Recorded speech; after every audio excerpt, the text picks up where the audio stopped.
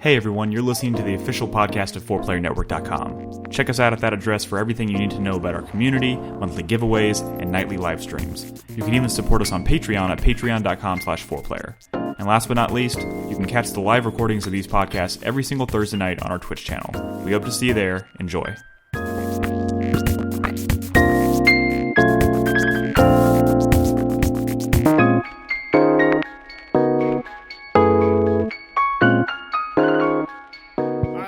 Woo! Yeah! Hey everybody, welcome to 4Player Podcast. This is episode 601. It is May 14th, 2019. My name is Nick Henderson, and to my right is Brad Simons. What's up? Nolan Hedstrom. How's it going, everybody? And Christopher Guthridge. Hello. Let's talk about Detective Pikachu. No? Yeah, no? I mean, it's like a little kid's movie, right? Wait, what? What? Is it? I don't know, I haven't Is that- seen it. Yeah. I mean, okay, hold But, on. I mean, is there that Hold much on. to talk about? Hold on, No. Nick, in 20 seconds. Is I it- defer to Crispy. Crispy, in 20 seconds. You're deferring your opinion to Chris. Is Yes. Detective Pikachu a good movie? Should I go watch this? Is it a good movie? Yes. Yeah, it's a good movie. For sure. Uh-huh. A large How many of the portion Pokemon will I actually know? it- A lot. Actually, most A of lot. them. A large, like, you can tell, I mean, it's definitely a kid's movie, but you can tell that they were very aware that people who are our age, who grew up with Pokemon, would be watching the movie. Gotcha. If I don't care about Pokemon, should I watch it? No, fuck you. What? That's of a course stupid fucking question, Brad. No, it's You're not. dumb. Yeah, You're I mean, dumb. it's a It's not pretty a bad solid, question. like, You're it's a dumb. pretty solid, like, buddy cop / mystery. Like, honestly, I've been describing at least the first half of this movie as, like, a really good, like, baby's first neo-noir film. Like, it is 20 very seconds. much like a noir crime mystery. I will give it this, too. It's one of the most, like... It's like The Third Man, but with Pokemon. It looks Pokemon. really good. Like, the visual style is just, like, super unique. Like, Yeah. which you can tell from the It's trailers. And it maintains that throughout. It's really a cool. pretty damn And, well-made like, movie. just like the very, like, neutral stuff of like, you know, them showing parts of the city with Pokemon, like, living amongst the humans. Like, that stuff's really cool. Yep. The Pokemon battles are really cool. I would recommend it. Battle, I should say. Just to be Just one clear, down. that's a no from you. Yeah, that's a no. Not like a fuck you should like Pokemon, but a fuck you. I mean, a genuine no. Do they you go probably into the wouldn't really like logistics it. of- I don't think you're capturing gonna like animals it, and but I forcing them to bet fight each Henry other? would. I don't know, in a couple years, be really Is that into brought it. up? Does anyone get arrested for, like, dog fighting?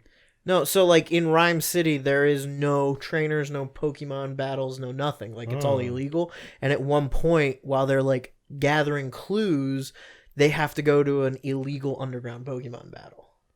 Wait, so in the movie about Pokemon fighting isn't legal? Yes. Yes, in Like, this one city. The concept They- of Pokemon? No, in that they- one city. They, Only they, there. They make it Okay. very specific that this city is like kind of its own thing, and it's Gotcha. like kind of different from the rest of the world.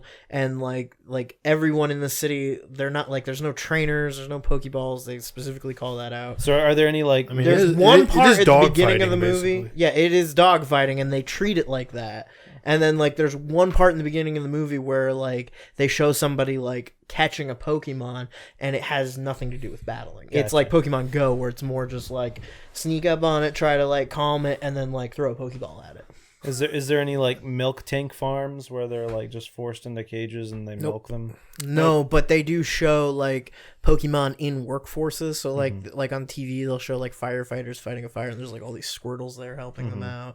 There's like a fucking like the police force has a bunch of different Pokemon that work for them. And Gotcha. Yeah. Can you go to, like a sushi place and get, like, a nice Goldine sushi or something?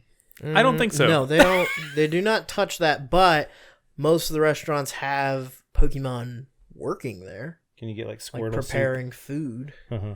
So I'd assume they're not.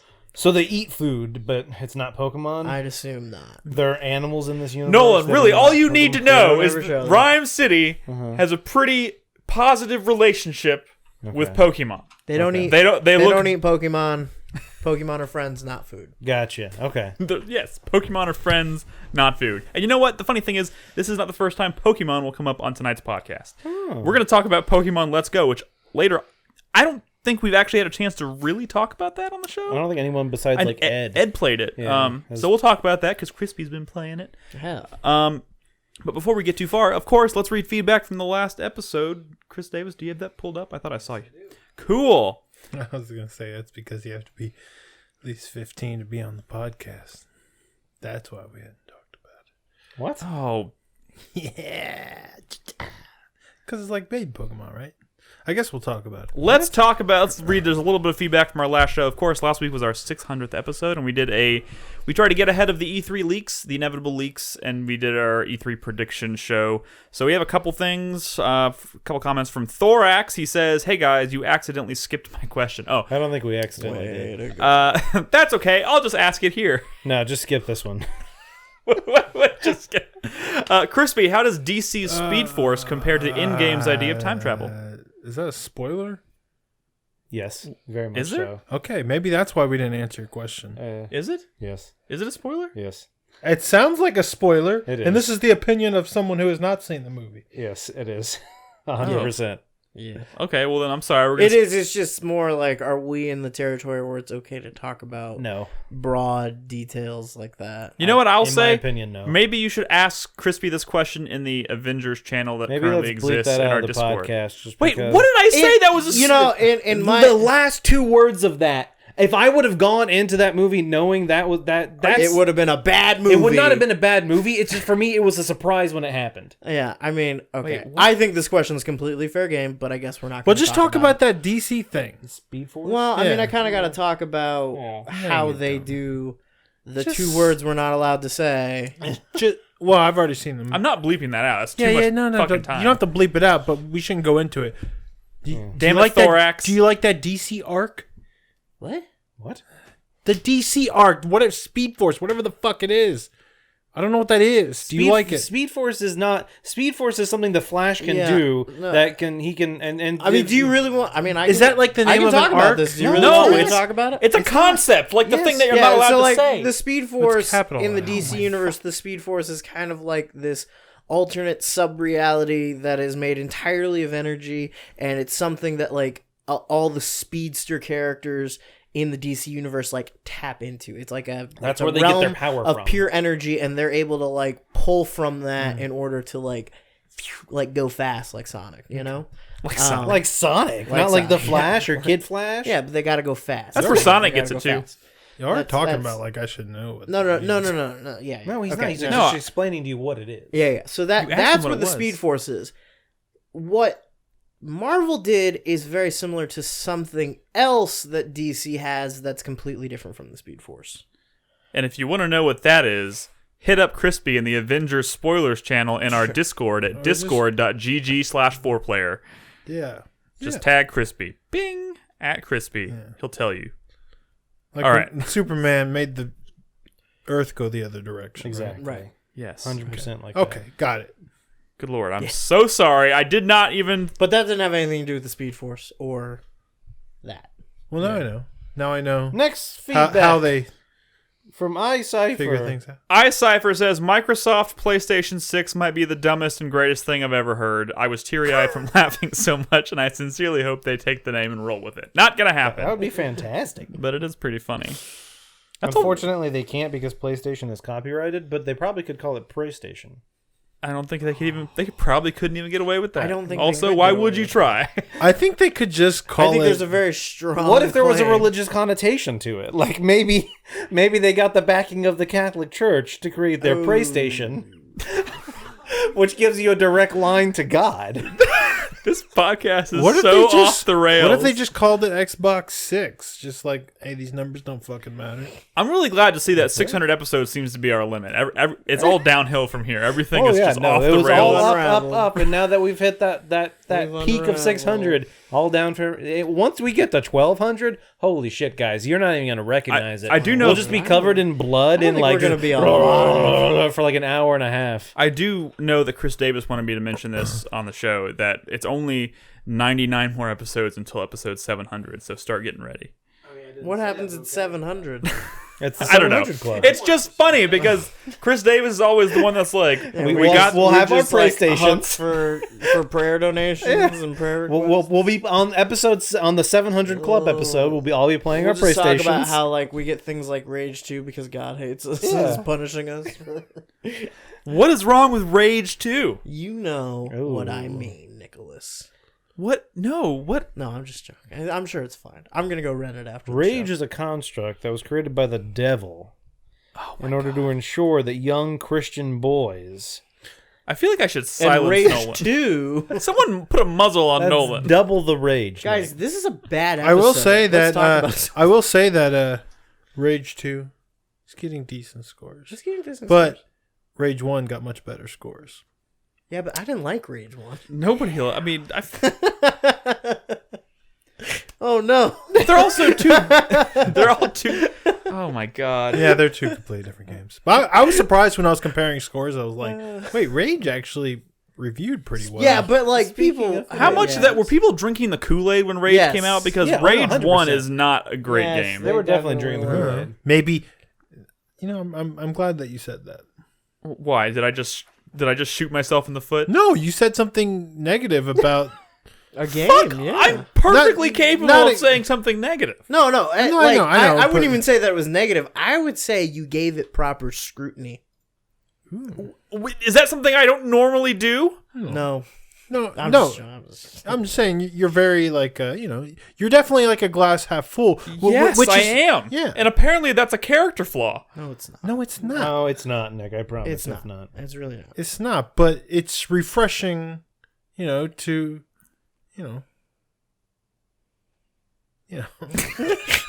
I'm just gonna let. to know that you're drinking from a glass that is only half full with liquid, as opposed to full to the top of the Like, brim with you Kool-Aid. can't even see the glass that doesn't have Yes. water. I love how we just let it sit there, and Brad just like he's like, please somebody save me, please No, I was somebody. going to let him go for it, see where he's going. Have you guys seen those videos of the Game of Thrones cast talking about the last season? Yes. Like, Yes. people ask them and they just give really awkward like, Yep. "Rip." That's what I feel like right now. Can we try and make it to the 4-player minute before anyone talks Disappointment? about Game of Thrones? Yes. Too late. Oh yeah, Game of Thrones. Fucking A. I know. I'm so like, yeah. Nope. You know Nope. what? Thank you guys Let's for your talk about feedback. video I wish we had games. more feedback. If you want to leave us feedback in this episode that would keep us on topic, perhaps you can leave us a comment at 4playernetwork.com in the post for this episode, and we'll read it at the start of next week's show. You can leave us comments on anything we talk about on this show, and we will read it next episode. Let's move on, shall we? To Yes. video games. Oh my god, Have we played video games? I've played a lot of video games this past week, I think. But you know what? Let's talk about the newest one first. Actually, which one's newer? There's Mine or yours? Or Mine Nolan is. and ours are yours? no. Yours ours was came under out Mine's tomorrow. not new Oh at yeah, all. you're right. Ours Yeah. did come out today. What did I even put on the? I don't know. Hypnotoad or something? Hypnotoad. Is that a Pokemon? No. Where That's fucking Futurama. There we go. I was like, where did I saw it on the dock, and I just kept reading Hypnotoad. All hail. No, that's not new. All right, let's talk about A Plague Tale: Innocence, because that came out today. Oh, this Good. is the rat game. This is the rat game. with the Frenchies. Why is it Innocence? Well, Why was that I'm necessary? pretty sure the 'Cause that's how word video games are named. it's a weird, awkward name. It's also a name that the word innocence is important to the main narrative characters, themes yeah. in the game. Plague As Tale. it pertains to the younger brother, I think specifically. Yeah, this is a tale of the plague. So it's a plague tale, and it involves the innocence of youth. Sure. I mean, you don't have to put everything in your title of your game that the game's about. I'm saying A Plague Tale is actually a pretty good title for a game. A Plague Tale Innocence is a bad title. It also it does kind of give it the sense that maybe this is the first in a series of, but I'm pretty sure Okay. we're not. I mean, going if that's the case. I don't think Come we're on, going to see a that's- Plague Tale, whatever. I mean, I That's could be super wrong. common nowadays. If you're trying to make a new franchise and you're a Western developer, you're gonna do title : subtitle. Why not the first one just let it be the title, and then the I don't know, next because one is somebody the title. decided that wasn't cool. No, it would've Somebody been made a cool bad if they decision. called this A Plague Tale 2. No. There's not a first one. They just call this 2. What would be best is Like, if why they is- called this Plague Tale and they called the second one I The, can't the believe- Rats Strike Back. I can't. I can't believe we're still talking about the title. A Plague Tale: The Rat King. The Rat King. Oh yeah, god! all the rats pile into a clump, and maybe 50 maybe the Rat King's in this. 50 or more rats get together and their tails wind up and they become a creature of hate that starts to understand right and wrong. Yeah.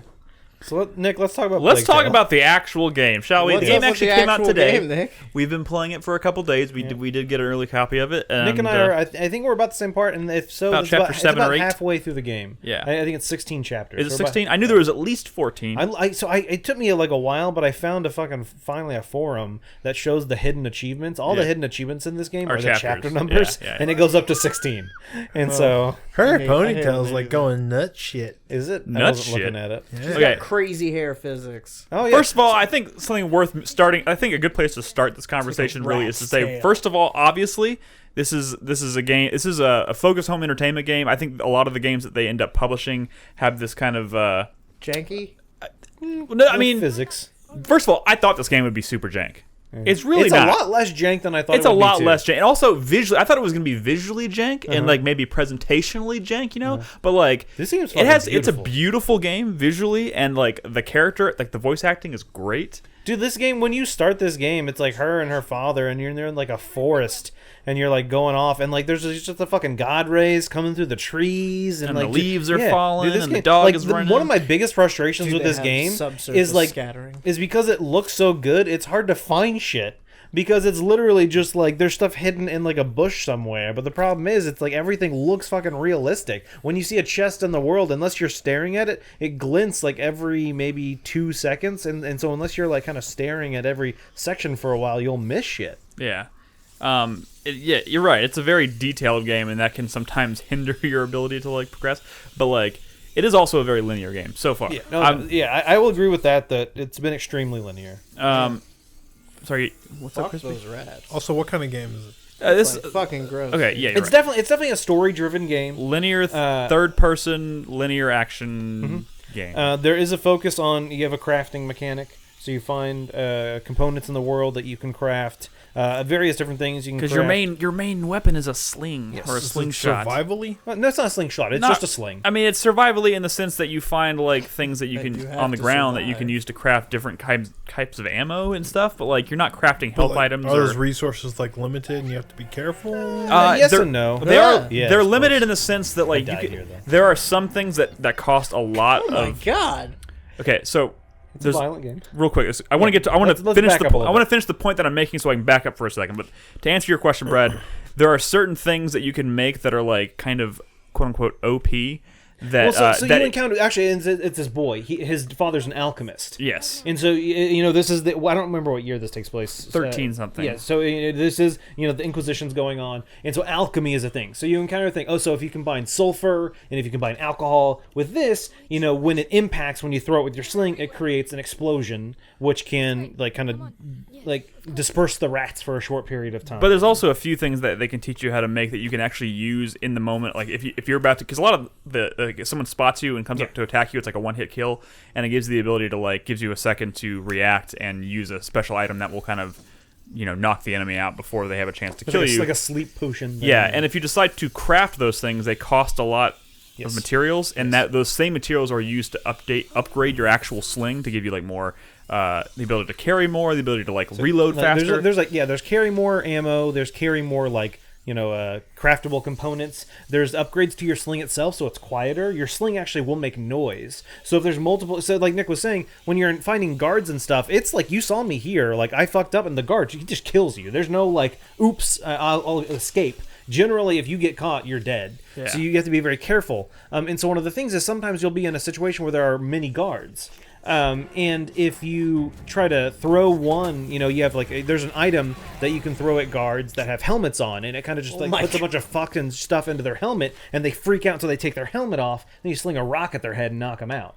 But if you do that and another guard hears, they'll hear the crack of the sling. And so one of the upgrades is like improving your sling so it's quieter. Yeah, and stuff like that. And That's by choosing to make the powerful things that can get you out of tough situations, you are technically using resources that you could otherwise use to actually upgrade your sling. So multiple you're making times- choices like that. Multiple times I've been to crafting like benches and I don't have enough supplies. I have like a tool that will allow me to upgrade, but I don't have the supplies because maybe I just made like a fire like upgrade, or like whatever. But to back up a little bit, because there's a few things we're skipping over here. One, like story wise, Rats.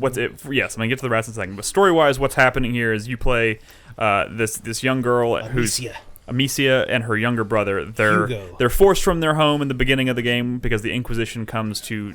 They're looking for the younger brother, and the younger brother is ill, and she's kind of forced to abandon her home, and she's kind of guiding him throughout the game, and obviously that kind of makes it like a big escort mission. Mm-hmm.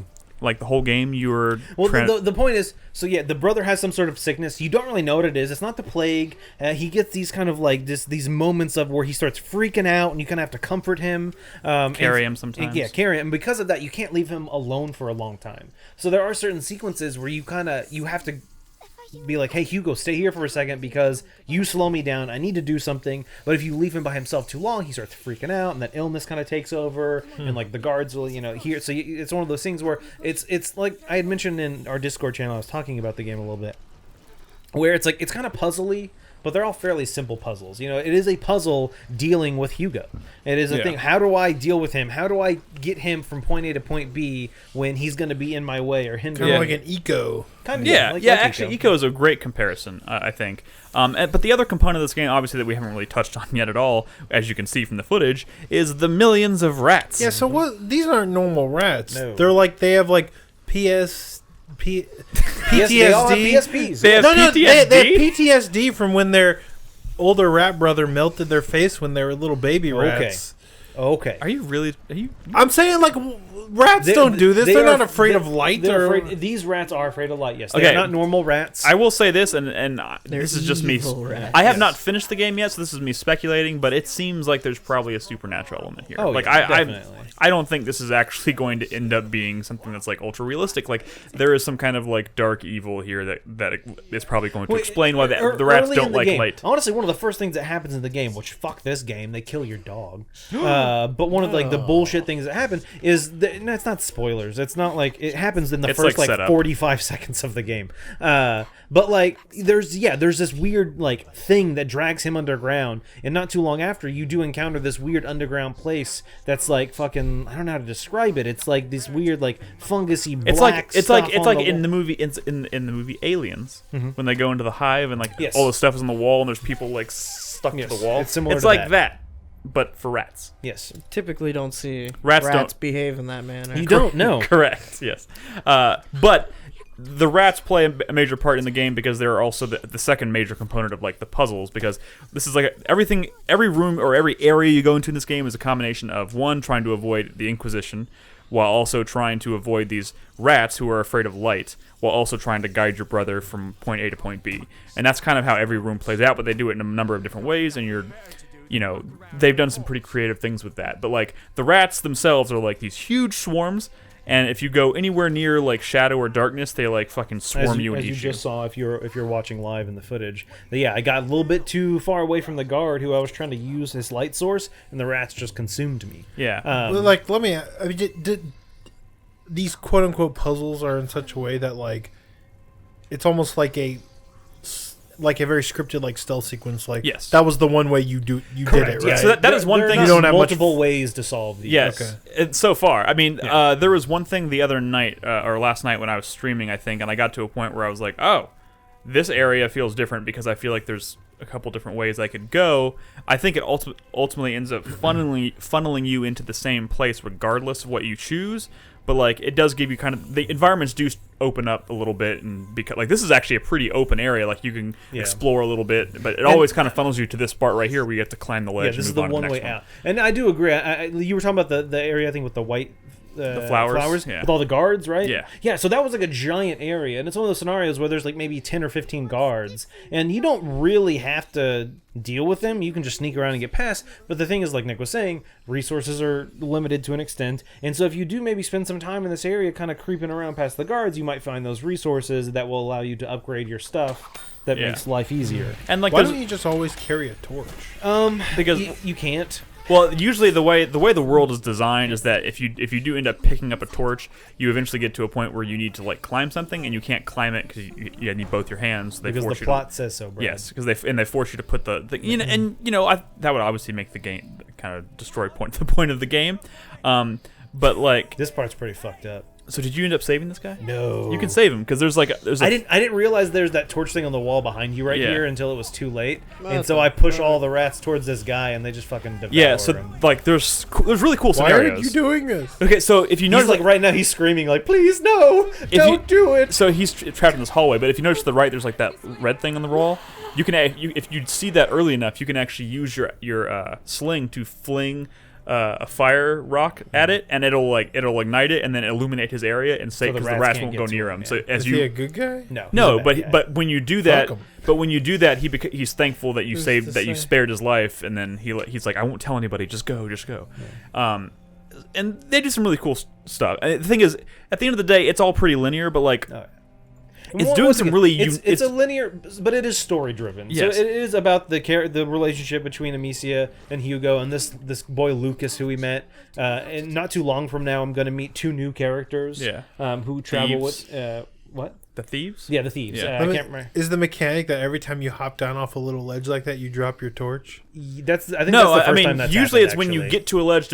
When you get to a ledge, you have to climb. You have to put it down in order to lift your brother up. One of the ways, Brad, that they kind of get around that is most of the time you actually don't have torches. You have a wooden stick. And the stick burns. And the stick burns down. Okay. So you have a limited time that you have access to it. The reason they gave you the torch in that scenario is if you had let the stick burn all the way down, the rats probably would have fucked you, and you can't really. So I mean, there's a couple of times where I know it's all like gating for a scripted game. I just think it's funny. Like It is. Oh, she just got butterfingers. It is cool though. Like, so if you get close to a guard, she starts to get nervous and her breathing gets heavy, and the guard will hear it. Oh, yeah. And or like if you get too close, like Your footsteps, that's what kind of indicates that you're getting too close. But like your footsteps will make noise, and he'll hear it, and he'll turn around and attack you. But you can actually upgrade the soles of her feet, where she wraps it in like leather or whatever, so she makes less noise. But guards will obviously carry light sources because they don't want to be eaten by rats. So you can actually get, if you upgrade the soles of your feet, you can actually get closer to them and actually walk in their light source without them hearing you, and you can kind of follow them through the map, which is You mean like a cobbler? what? Yes, kind of like a cobbler, Brad. Sure. Like a peach cobbler. Not like a peach cobbler. Also, you can knock torches out of dudes' hands with your sling, and they'll just be devoured by rats. Which is cool. It's So cool. this right here is an example of one of the first times I've interacted with a puzzle with not Hugo. So this is the first time when I was playing this, I had Lucas with me, and so I can tell him, hey, if you interact with this thing, I can do something else. And so I'm telling him, hey, if you wind up this thing, that'll pull up that kind of swinging torch thing, which can give me a now moving light source to get the rats out of the way. And later on, you interact with a few more of those puzzly type things. It's a cool idea, but it almost seems like something like I'm surprised they did a whole game like based around this one idea. It almost seems like it'd be like a really good level in like a Thief game or like a Gears of War game or This something. is like what the original concept of Gears of War was. Yeah, and they did some levels like And that, they right? changed. Like, yeah, they Wait, changed. which part are you saying? I'm saying like the Gears first of one. War originally was going to be like Pitch Black, the video game. Oh. Like the game was going to be like at night the whole time, and you had to manage light everywhere you went. Like I honestly would to have keep from preferred that. getting I think. devoured. I mean, It looks and cool. one thing about this, and I am really enjoying it, but like I almost wish like the areas that are dark. I know they want you to darker. see the rats, but I almost wish this was a situation where like Yeah, it it is just kind of looks pitch like black. like an overcast afternoon. I mean, you are outdoors, and it is an overcast There afternoon.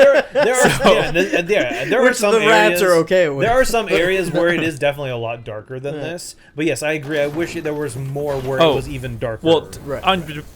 To your comment, when you enter this level, it's actually like the sun is setting, and like there are no rats at first, and you're walking through an empty field, and all of a sudden, like the ground actually yeah, like, it's like tremors. they like, come literally pouring they out of break holes in out the of ground. the ground and just start spewing everywhere. Actually, there's one where you find the corpse of like a horse, and like you see its stomach start to move, and then like it explodes, and they come pouring out of the horse. Like it's really messed up. Yeah. But one thing I want to reiterate here, because I did not expect it. I kind of expected the story and character aspect of this to be like totally jank, but like I'm really digging the characters in this game and the story and everything. I like gameplay so far has been fun and serviceable, but I do worry that towards the end of it, it's going to start to feel a little monotonous. I'm hoping the puzzles get more complex. Thankfully, But- I think they've done a good job so far of doling out mechanics and things as the game's gone on. Yeah. Like, you just saw me get this mechanic that allows me to put guards to sleep. And maybe about another half an hour, 45 minutes of gameplay, I'll get another one that allows me,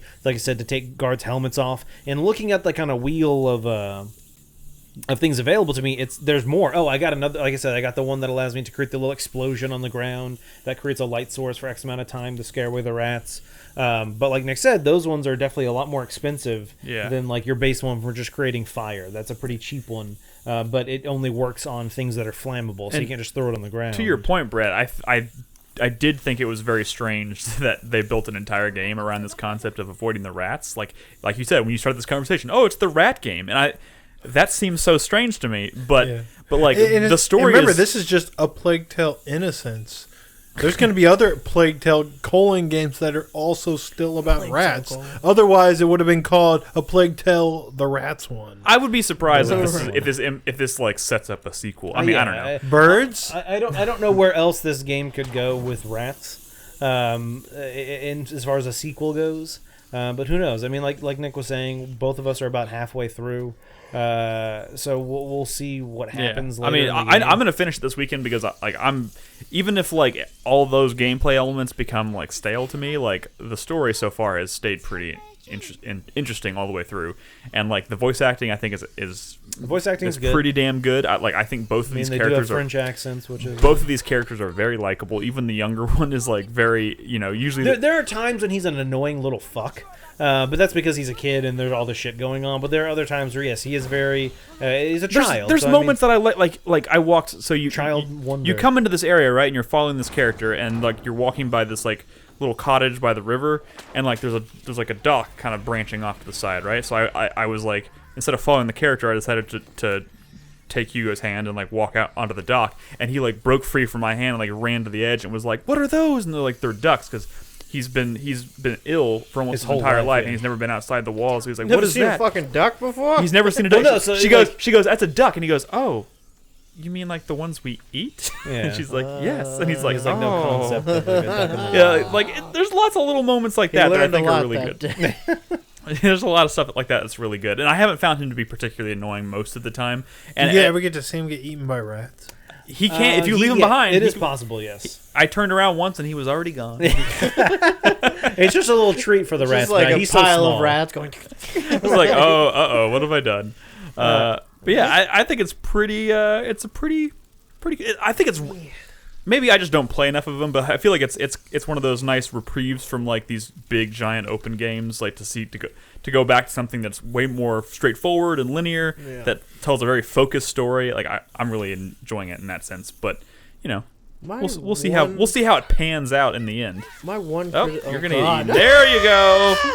My one criticism about this game is that when people get eaten by rats, they don't just like immediately consume them and then just leave their skeletons standing up. Yeah. No, they do leave their like fleshy corpses. Yeah, no. If you go back, like if you didn't see it there, but if you focus a little bit more, yeah, there is like a almost gone corpse. I wonder if you could have knocked let all those corpses fall. Yeah, I thought about it as soon as I. Yep, that totally would have fallen on that dude. Yeah. Oh, damn. Also, I want to reiterate. This game looks fucking gorgeous. Like maybe one of the best. This is a darker area, so it's not as good. But when you're in like the daytime and some of the other areas, it's a fucking beautiful. I'm surprised how smooth it's got a little jank, but it is remarkably good looking. PC version, obviously, right? This is the PC, and it looks pretty good on the PS4 too. What do you think? Is this the Senua's Sacrifice of 2019? Could be. Absolutely could be. Maybe.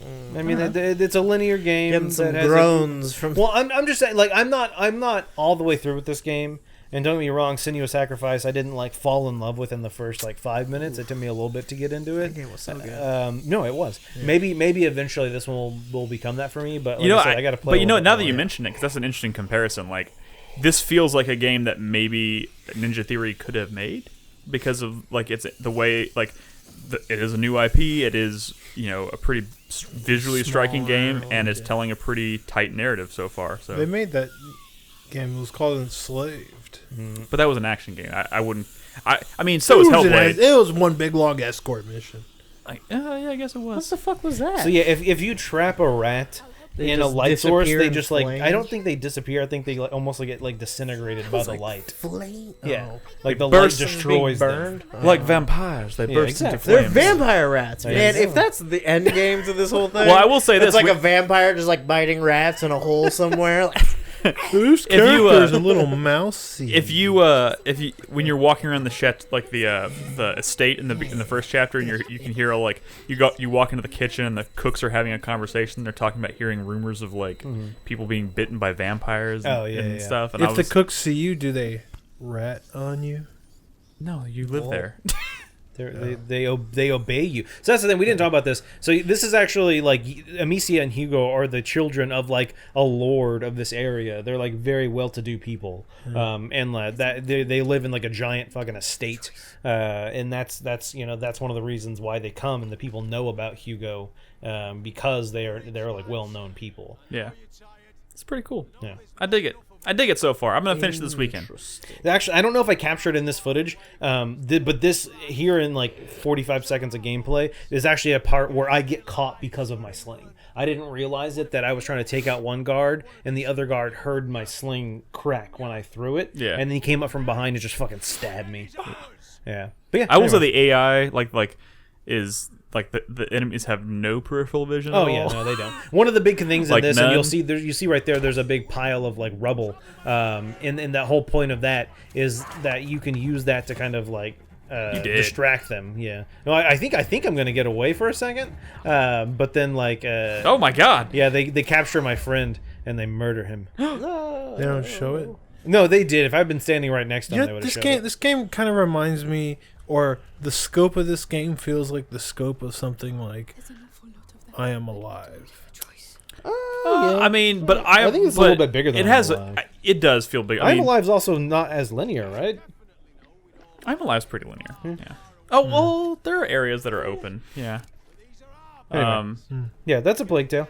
And also it has. I think it has a lot more polish than something like I Am Alive. Oh But yeah, I definitely. did more like I Am polished. Alive, but this is definitely on a different level. Anyways, yeah, that's a Plague Tale Innocence. It's out today. Check it out. All right, Brad, you want to tell us about your game, Hypnotoad? Sure. I've been trying to unravel this mystery that is Hypnospace Outlaw. yes. Yeah, this is an indie game, and it's very strange. You play it on like a GeoCities website, right? I mean, you're okay. So you're on like I guess late '90s era like OS, right? Yeah. And you're. I hate Chris Davis. Right? He's all right. And so you're like a dude who is like a sort of like an internet like moderator of sorts.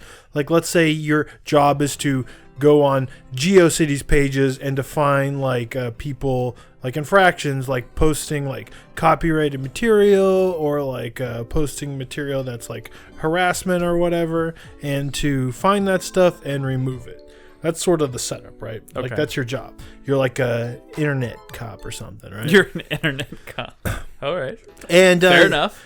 And the and that's the story setup, but I guess the real hook of the game is the interface, because everything is like very GeoCities late 90s, and you have There's so many animated GIFs. you have a whole like desktop as well, right? Yeah. Where you're getting emails about like cases that you have to complete, which are sort of like I guess your objectives. Like the very first one is to like, hey, find all the instances of this one character, this one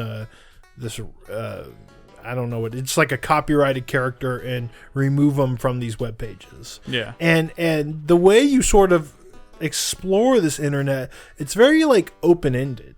It reminds me a lot of something like Her Story, where you just kind of gotta Poke around. Yeah. you gotta poke around, Take notes. like really pay attention. And I was trying to play this like last night, and I was super fucking tired. This is not the kind of game. You have to be very kind of observant, because you gotta like little clues here. You got to look for little clues and say, maybe I'll search that word and find all the web pages that might like mention this or whatever, right? Are you removing the weed leaf? Well, no, I don't think this is. I thought it was a weed leaf, and I was like, this is illegal activity, but they're like, no, it's not. Shut up. And you're actually getting paid for it, right? Like in like bitcoins or whatever. That's like the currency you get when like you fake Bitcoin, right? You're not getting real Bitcoin. Fake Bitcoin. And the thing is, like, you go back to your desktop, you have like a fucking Winamp, program, and you can like buy stuff off the internet, like songs and shit. Did you pay for Winamp? I didn't pay for it. I had that, but you do or the pay for programs and stuff. Like I downloaded like viruses and stuff, and like I'm like, what the? This is like, and I think it happens in this footage, and I don't know, like it's fucking a disaster. You gave yourself. I had to go online and find some antivirus software and pay for it and download your it. Like currency. I could download like the cheapest version. Like this thing that's going on. I'm like, what the fuck? I downloaded like some virus and I can't get into any of my programs. And like I honestly I don't know what to do. And I'm gonna spend a lot of time here trying to figure it out. But so the presentation of this game is incredible. Obviously, they kind of nail the look of that era of internet. Of how many Dragon Ball GeoCities, Angel Fire? How many GeoCities pages Dragon Ball Z fan pages have you had to moderate so far? Okay. Well, do most of the websites have they have what like are the view counters and then the guest. It's all stuff like that. Look at my Winamp skins. Oh shit! Remember fucking Winamp skins? Yep. Oh my god. Okay, but so the thing is, like, the presentation. Hold on, the presentation is everything, right? And the music in this game is incredible. Like these pages, you go to the page and it'll automatically start playing music, and there's so many like crazy, hilarious tracks. Like this is in the running for not just best soundtrack of the year, but also like stupidest. But like stupid new category in such a great way. Like everything about this game is so stupid, but it's so awesome. Are there people in our other people who listen to our show that are too young to understand what they're not going to understand because the joke? I downloaded this virtual pet. And it's so annoying. I'm trying to figure out how to get rid of it. The hamster? Yeah. You want to get rid of the hamster? Why can't the chest eat it? Yeah. Wow. Feed it to the chest.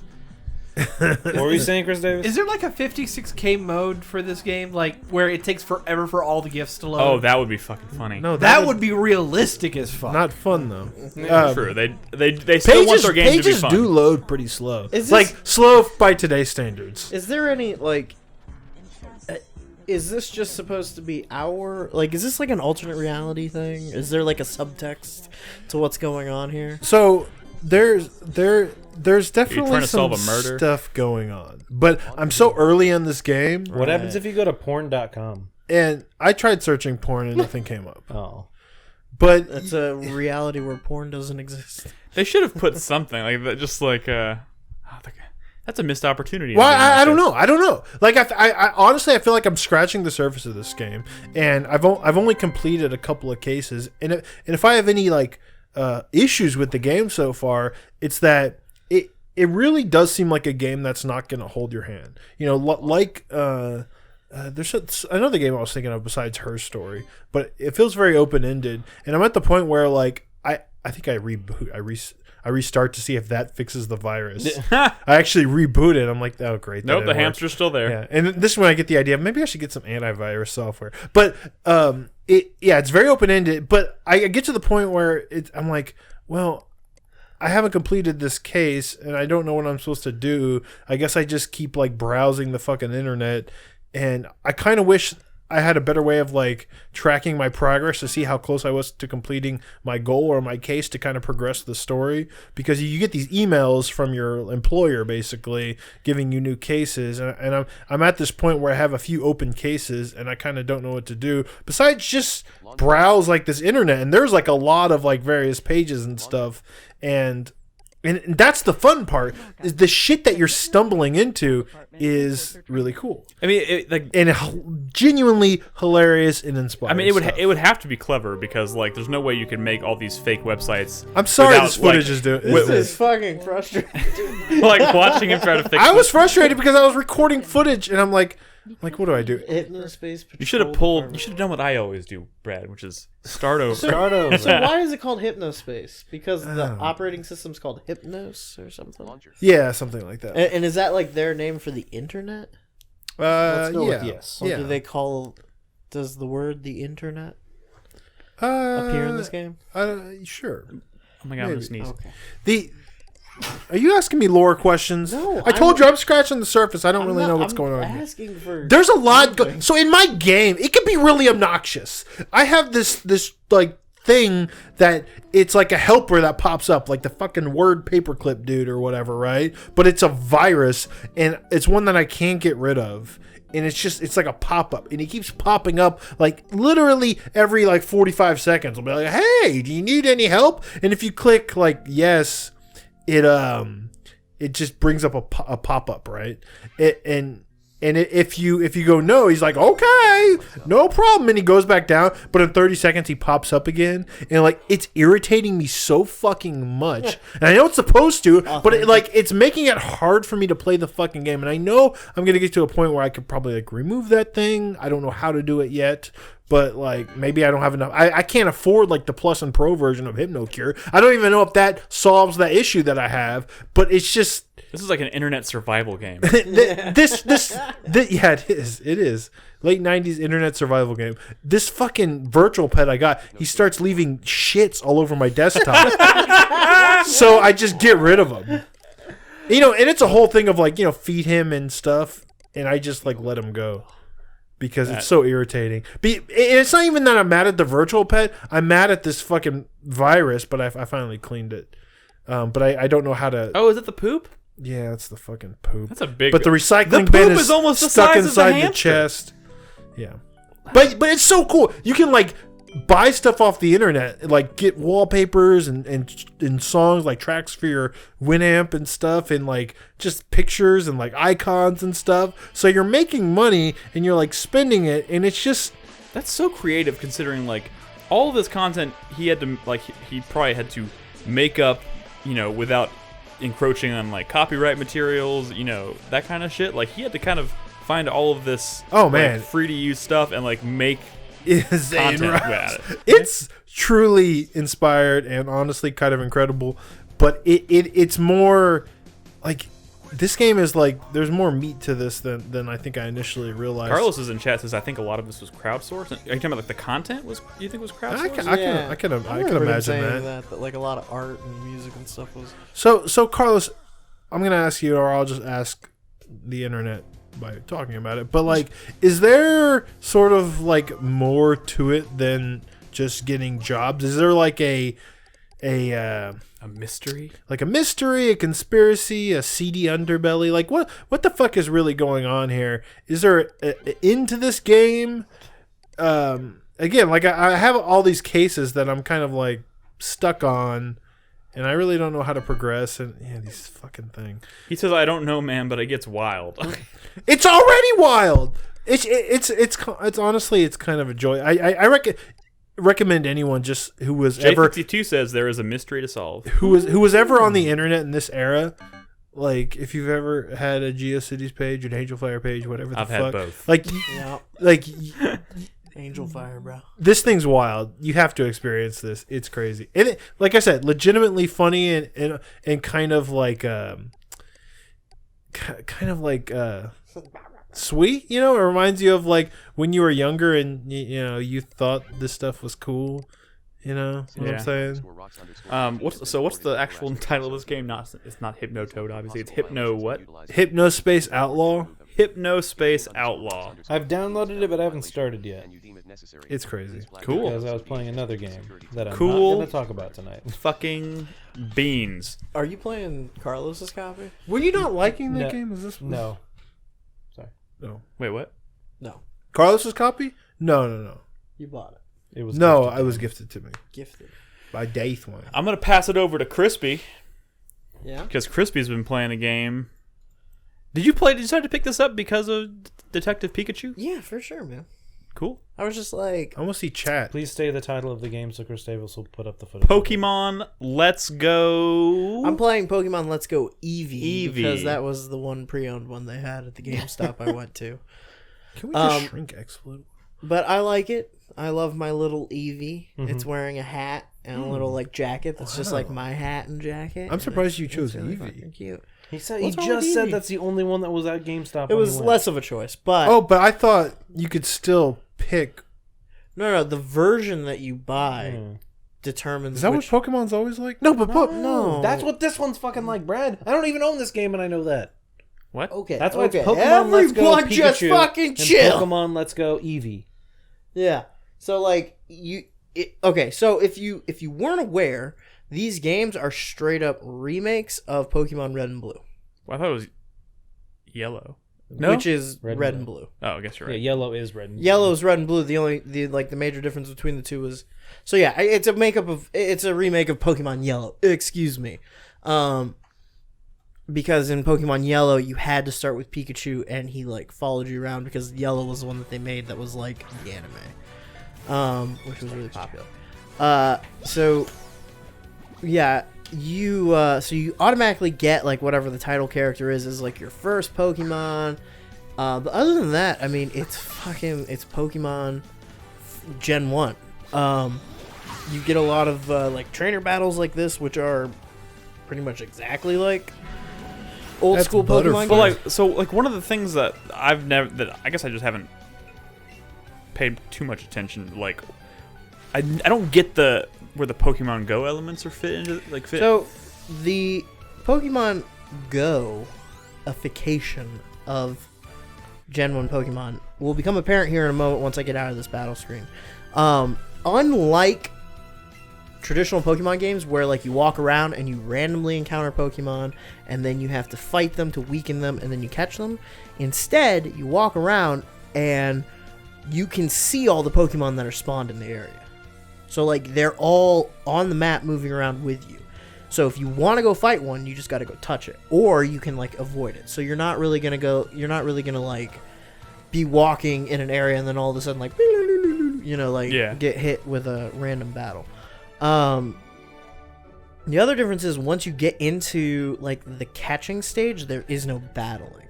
It's you and this Pokemon, and like items kind of become more important than they traditionally would be. Like there's a lot of stuff that you can do, like a lot of different kind of berries you can find in the game. Like you give them berries and it makes them like you more, and then they're easier to catch, and then you're throwing a Pokeball to catch them. Yeah. And the actual like throwing of the Pokeball thing is, you'll see here, it's literally taking the Joy-Con and like flicking it like it's a Wiimote to throw the Pokeball. So every time you go, do you have to like? Do you typically play with the Joy-Cons you attached? Okay, so the only control options for this game are one Joy-Con detached, the Pokeball thing, or you can little Pokeball device. If you yes, they sell like a Pokeball device that's a controller basically, or you can play in handheld mode, in which case you're only using the right side for control. So like I'm at home playing this on my TV, which means I'm using my right Joy-Con in my right hand, and I'm doing everything on that, and that's how I'm playing the game. Okay. So you're moving with the stick. Yeah. Well, if you pick the literally Eevee version, Oh my god, is that You're the kind Pokeball of thing person. really $50? Yeah, it's Phantom kinda Knight in chat expensive. brought that up. Yes. Oh my god. And I don't know, like I know it's got one button on it, like the center button on the Pokeball is like your A button or whatever. But I don't know if there's like other controllers, because you need like 3 different buttons and the joystick to actually operate the game. So I don't know what the deal with that is. I think you still have to like maybe hold another controller in your offhand. But yeah, like I tried hooking up a controller. Like I tried just playing with a regular controller, and the game won't even like recognize controllers. It won't recognize your Joy-Cons if you put them in the frame, and it won't recognize like the Pro controller if you hook it up. Wow. Yeah, you have to just play so that way. what percentage of the battles is this shit versus like real Pokemon fights? That's what you were just saying. The only time you're getting real Pokemon fights is when you fight trainers. So they're only leveling up when you fight trainers? No, they level up when you catch Pokemon too. And unlike traditional Pokemon games, you don't have to get that like item that. So like so years and years since I've played authentic Pokemon, so you'll have to forgive me. But originally in Pokemon, if I'm remembering correctly, the only Pokemon who leveled up in a battle, whether it was catching or whether it was fighting a trainer, were Pokemon that participated in the battle. Yes. Correct. So like one that was out, Unless or they like were you holding an switched out. experience share item. There was an item that was an experience share thing that like you could have a Pokemon in your party hold it, and then it would also get some experience. Correct. And then I think in later versions of the game there was an item that did that for your whole party. I believe so. In this game, they all level up no matter what. There's no item. It's just like out of the box. Every time you do something, your party's leveling up, but the ones that don't participate in the battle aren't getting as much as ones that do. Yeah. You know what I'm saying? Gotcha. Other than that, like, it literally is, if you've ever played Gen 1 Pokemon, it's that just with the like wild Pokemon catching mechanic lifted out and like the Pokemon Go mechanic put in its place. So all the trainer battles from those original games are still here. Yeah. Like, you're out in the world and there's trainers everywhere and you're fighting all of them, and those are just like old Pokemon. So it feels effectively nostalgic. It does feel effectively nostalgic. Like, this game really feels like it's made for kids and for people who were like really into old Pokemon who just want to play that and like maybe have a really casual experience. Why do you think they did the battles that way, though? I don't know. And that I seems actually lame. wanted to bring this up, and it's something that like I was thinking about after watching Detective Pikachu, because I was reading a little bit about the production of Detective Pikachu, and apparently the Pokemon Company was like super heavily involved in the production of that game. And one of the stipulations for even like them getting to make the movie was that they had to portray like they weren't allowed to do Pokemon battles. They couldn't do a movie about a trainer catching and battling Pokemon. Like, the Pokemon Company did not want them to do that. So, like, the screenwriters were talking about, like, writing a Pokemon movie that, like, didn't have gyms, didn't have trainers, didn't have battles.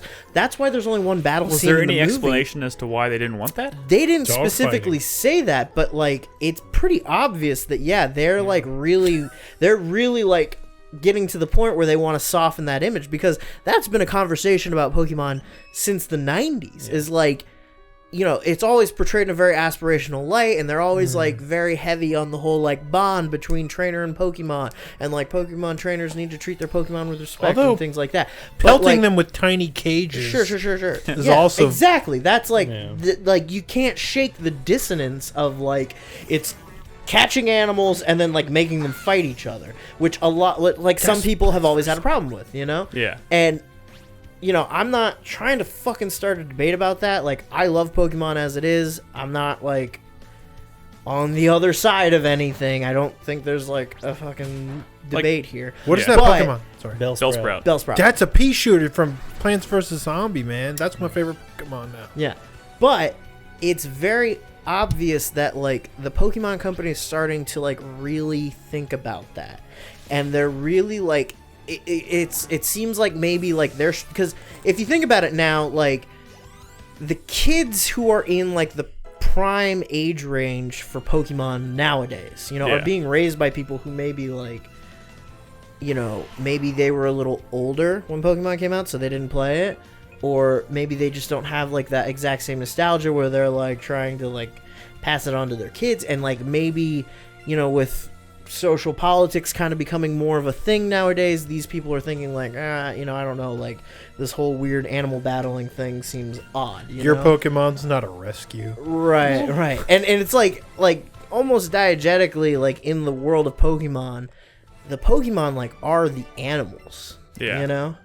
And like there's a lot of questions, and if you like, even when we were watching Detective Pikachu, if you watch that shit, like there's a lot of questions like that are immediately apparent about this world that like the movie has no interest in answering, like the company has no interest in answering, you know. Yeah. Like no one's asking all of his classic Pokemon questions, the ones that always come up about any sort of like deep dive into the world of Pokemon, like do people eat Pokemon, you know, what's you know, Dude, I bet someone does. Is Pokemon battling legal or not legal? I mean, in the movie they make it pretty explicitly clear that that's very common across the entire world. They even show like a TV presentation of like Pokemon World Championship battling, so like they show like it's obviously a part of the thing, but they didn't want to feature it heavily in the movie.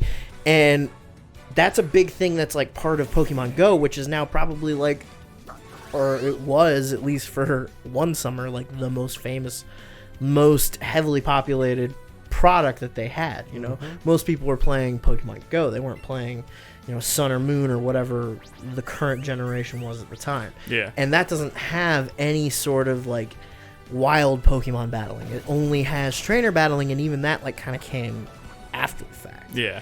You know? So like it kind of feels like the Pokemon Company as a whole is like really trying to like be as soft as possible on this whole issue of like, Do we know how they're approaching that whole topic with the new ones coming no, out? that's and just that was traditional. something that I was like gonna say too, is like Sword and Shield's coming up, and that is by all indications a tried and true like main series Pokemon game. However, I wouldn't be surprised if at some point in one of these Nintendo Directs coming up, before that game comes out, they announce a mode that like Pokemon Goifies that just like switches out the wild Pokemon catching system for like the classic version for the Go version. Dude, I know, You know like what I'm a saying? good solution though. It's just make them all fucking robots or like virtual pets, Well, that's right? the whole point of Well, Holograms. that's like why Digimon, Digimon yeah. works, you know, is because they're all computer programs. there you go. Do that. That's with what Pokemon. fucking Mega Man Battle Mega Man Network. EXE. The thing is, they've Wait, established so wait. much of this universe. We is too late. realize that this isn't real, right? These are all computer programs. It's real to Yeah. them, and it's No. fucked up to them. I know. Oh, I got you. I'm Like joking. they, you know, Just do PETA. Beyblade. Not a lot of people take PETA seriously. They are a bit sensationalist, and they're always pretty like fucking tactless in how they handle this shit. But like PETA hammers on Pokemon every single time there's like a new high profile Pokemon launch, Yeah. you know. And I think after literal decades of that shit, the Pokemon Company's finally just being like, okay, like we don't want to like make this a thing anymore. Like We don't wanna maybe we just need to like rethink Pokemon. You know, Yeah. like they don't want to stop making money, but they want to like rethink how people's like portrayal of Pokemon. Think like a few years ago they did that Pokemon Origins anime, right? Yeah. Which was like a show very, very closely based on the original game, and they showed Pokemon battling in that, and it was like fucking brutal. And it was like kind of fucking like whoa, like and I don't think you're gonna see anything like that again from them for a while, to be honest with you. It's so weird to think about because like before we, I don't follow this stuff super closely, but like before we had this conversation tonight, I didn't even realize this was such a conversation. Like to me, it's always been so lighthearted and so. Yeah, You know, for sure, so but, light. like, That aspect of it never even occurred to me. But like back in the 90s, like I mean, I don't know about you, but like I was very much into Pokemon in the 90s. Yeah, no, You I know? was too. I just When I was in elementary school, and like I remember even then like hearing, you know, on the edges of the conversation, you know, some parents, you know, like the crusty old parents who don't get it being like, well, I don't get this, is just dog fighting, like blah blah blah kind of thing, you know. It's one of those things that like, you know, was, if I don't know, like it's something that like maybe could have passed without scrutiny in the 90s, but like in the last 20 years we've gotten to a point where like people are kind of re-examining a lot of social aspects of society, you know, and maybe the idea of like cute little pocket monsters that fight each other is becoming a little bit gratuitous for some people, and the Pokemon Company is like really desperately trying to not take a cut to their share. You know? So Green Goddamn in chat mentioned something interesting. It says like, what are they gonna switch to collecting only? And I'm wondering, like, my first thought. I mean, I know they're probably not going to do that, but like my first thought is like, Pokemon I don't know if Pokemon battles have ever been my favorite part of Pokemon. It's actually just the act of collecting them and like exploring the world. Yeah. Collecting has always been a big part of it, you know? Like, you weren't really done with the game until you finished your Pokédex. Yeah, you gotta finish your Pokédex. Yes. You know? Filling out like, the Pokédex for me has always been the draw, not necessarily and the if battles. you think about it, like, Pokemon's always kind of experimented with other things too. Like Pokemon Snap is a really popular like old school 64 Pokemon game, and that was just all about like taking pictures. So like they've always kind of experimented with like, well, how can Pokemon exist outside of this whole battling thing? You know, this might just be like one aspect of this world. You know, what else can we do with it? And I think you're gonna see them like push efforts like that. I don't think battling's ever gonna go away, because I don't think there is Pokemon without like trainer battles, you know, and being able to battle with your friends. And the difference is an important part between of it. like if you think about the optics of like a trainer battle versus catching wild Pokemon. Like, catching wild Pokemon is you going out and finding, like, a Pokemon in its natural habitat, beating it up, and then capturing it and, like, taking possession of it, you know? A Pokemon trainer battle is more like the Pokemon are being trained to fight other Pokemon. They know what's going on. They're, like, prepared for it. It's like, you know, like, it's a thing that's a little more regulated, you know? There's always, like, rules. There's always, you know, like, fucking, you're fighting gym trainers, and, like it's very structured and kind of penned in by bureaucracy a little bit. So I don't think you're ever going to see, like, trainer battles or that kind of thing going away, because that would be insane, and there, like, wouldn't be a product after that. But I wouldn't be surprised if, like I said, like, Sword and Shield comes out, or maybe, like, later Pokemon games come out, and you start to see this, like, switch of, like, okay, well, maybe we're going to play with, like, how you go about collecting Pokemon, how you go about catching them, and maybe you'll have the option to switch between, like, a couple different modes. I mean, there's probably a lot of people who are going to play Sword and Shield, and that'll be their first mainline entry. Yeah. But they've already played something like Let's Go or Pokemon Go, and, like, maybe they will want that option to continue playing like that. Yeah. You know? I mean, options are... So you like it? Other than that, yes. I mean, talking specifically about the game, I'm really enjoying it. It's a very easily digestible version of Pokemon. Yes. Like, I can sit here and play the game and, like, kind of watch TV and just be really chill with it. I'm not getting too serious about it. It is engaging enough to be fun. Like, I'm finally getting to the point where, like, trainer battles are, like, a thing, and I'm finally getting to the point where I'm trying to figure out, like, what moves I want from my team, and, like, all the old thought processes and all the old feelings from the game are coming back. It's, like, literally that one aspect of, like, catching wild Pokemon that's different. Everything else is classic, and it looks great too. Yeah, I think it's really exciting, like, having, like, a Pokemon game be in this kind of detail, like playing it on your home console. Yeah. You know, it's great, and, like, it's honestly, like, making me pretty excited for Sword and Shield. Yeah, so no, I'm definitely looking forward to Sword and Shield. I mean, this is kind of the like, when they started getting into the later like handheld ones, and I was starting, this is starting to look a lot better, and this is the first time we've seen, it's like, okay, finally we're getting to the point where we're kind of seeing a fully developed, you know, console version of Pokemon, which is great. I'm looking forward to Sword and don't get me wrong, like, there's still a bit of a game to, like, catching Pokemon.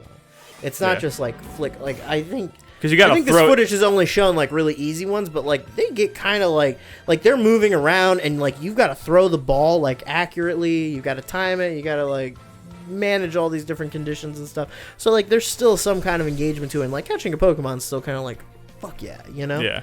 But yeah, cool. I don't know. It's different. Cool. Alrighty. Well, I think it's time to take a break. We're gonna cut the break and come back, and we have fair amount of news. It's been a pretty news-heavy week, so we'll cover that, and we'll answer some questions from our supporters on Patreon. So if you're watching us live, don't go anywhere. We'll be right back.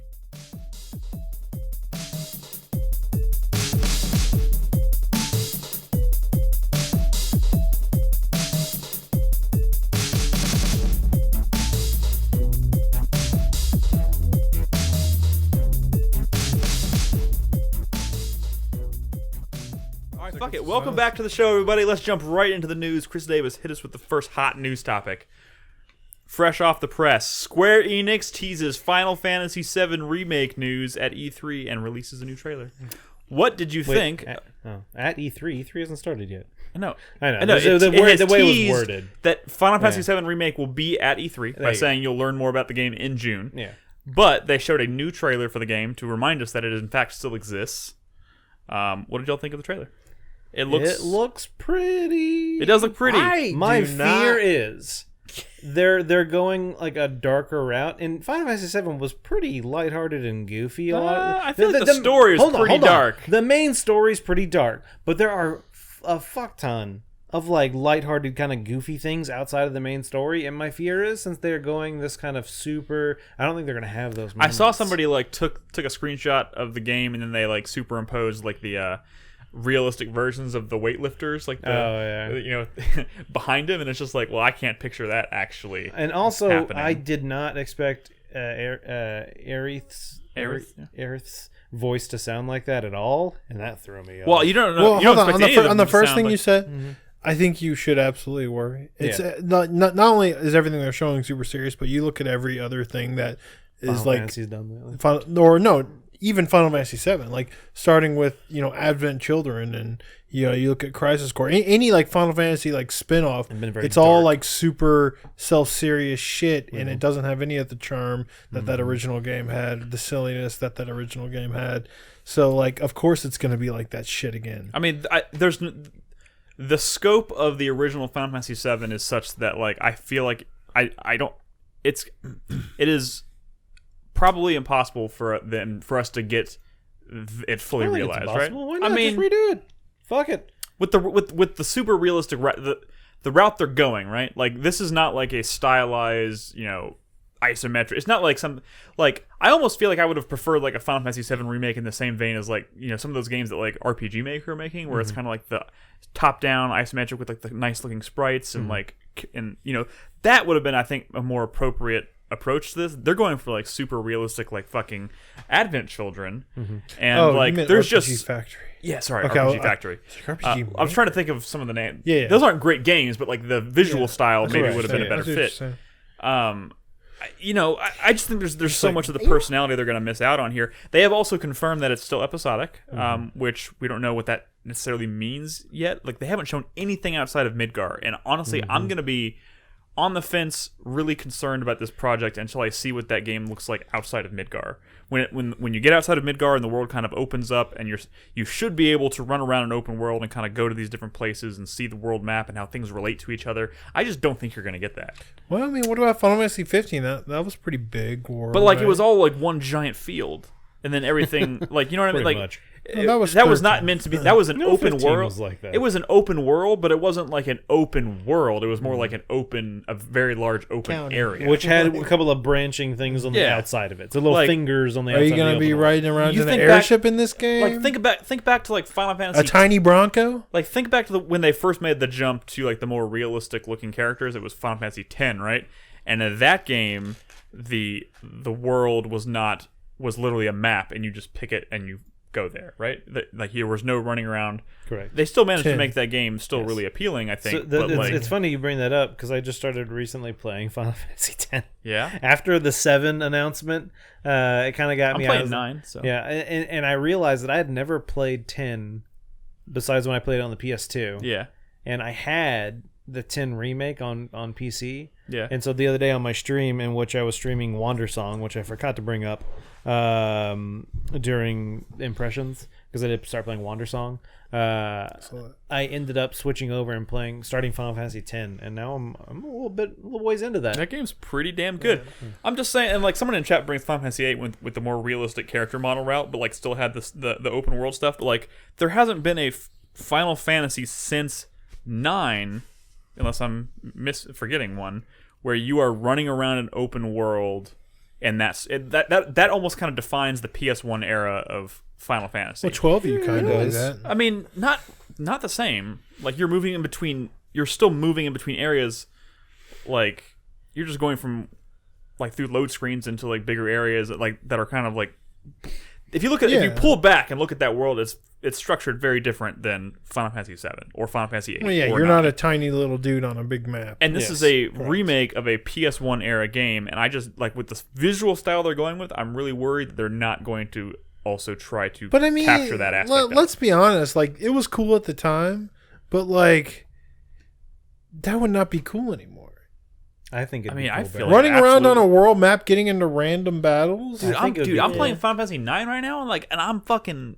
I But still that's love that. nostalgia, They man. took that out of Pokemon, and I kind of Like- feel like it's better without it. If they're going to do something like a world map, you have to just make it like fucking Skyrim or something. But what I'm saying, it has to be giant. I think more of what I'm trying to say is that, like, regardless of what they end up doing, the important thing is that when you go into the world, you have a sense of how everything is connected, rather than like Final Fantasy X, which I love 10. It's one of my favorite games ever. You play 10, that world's connected. When you get to the airship, you go into a map screen and you pick a place and it loads you into that place. Like there is no real. Let me ask you this: is there even going to be like a point where you're like standing in one spot talking to another person in one spot, or is it all going to be like expensive cutscenes? Dude, I think we'll definitely hold. So we have seen a little bit of footage. We've seen a while back. They showed us some fights and stuff like that, and they showed him running around in Midgar still. I know, but I do think there will definitely not be just all cutscenes. I do think it will be like text boxes. No, I don't think it'll be. It's going to be voiced. It'll be 100% voiced, I think. Yeah, of course it's going to be voiced, but I'm saying like that sort of setup where you have one character standing still talking to another character. Yeah, I think it'll be like that, but just voiced. Like without like a lot of movement. Yes, I think it will be.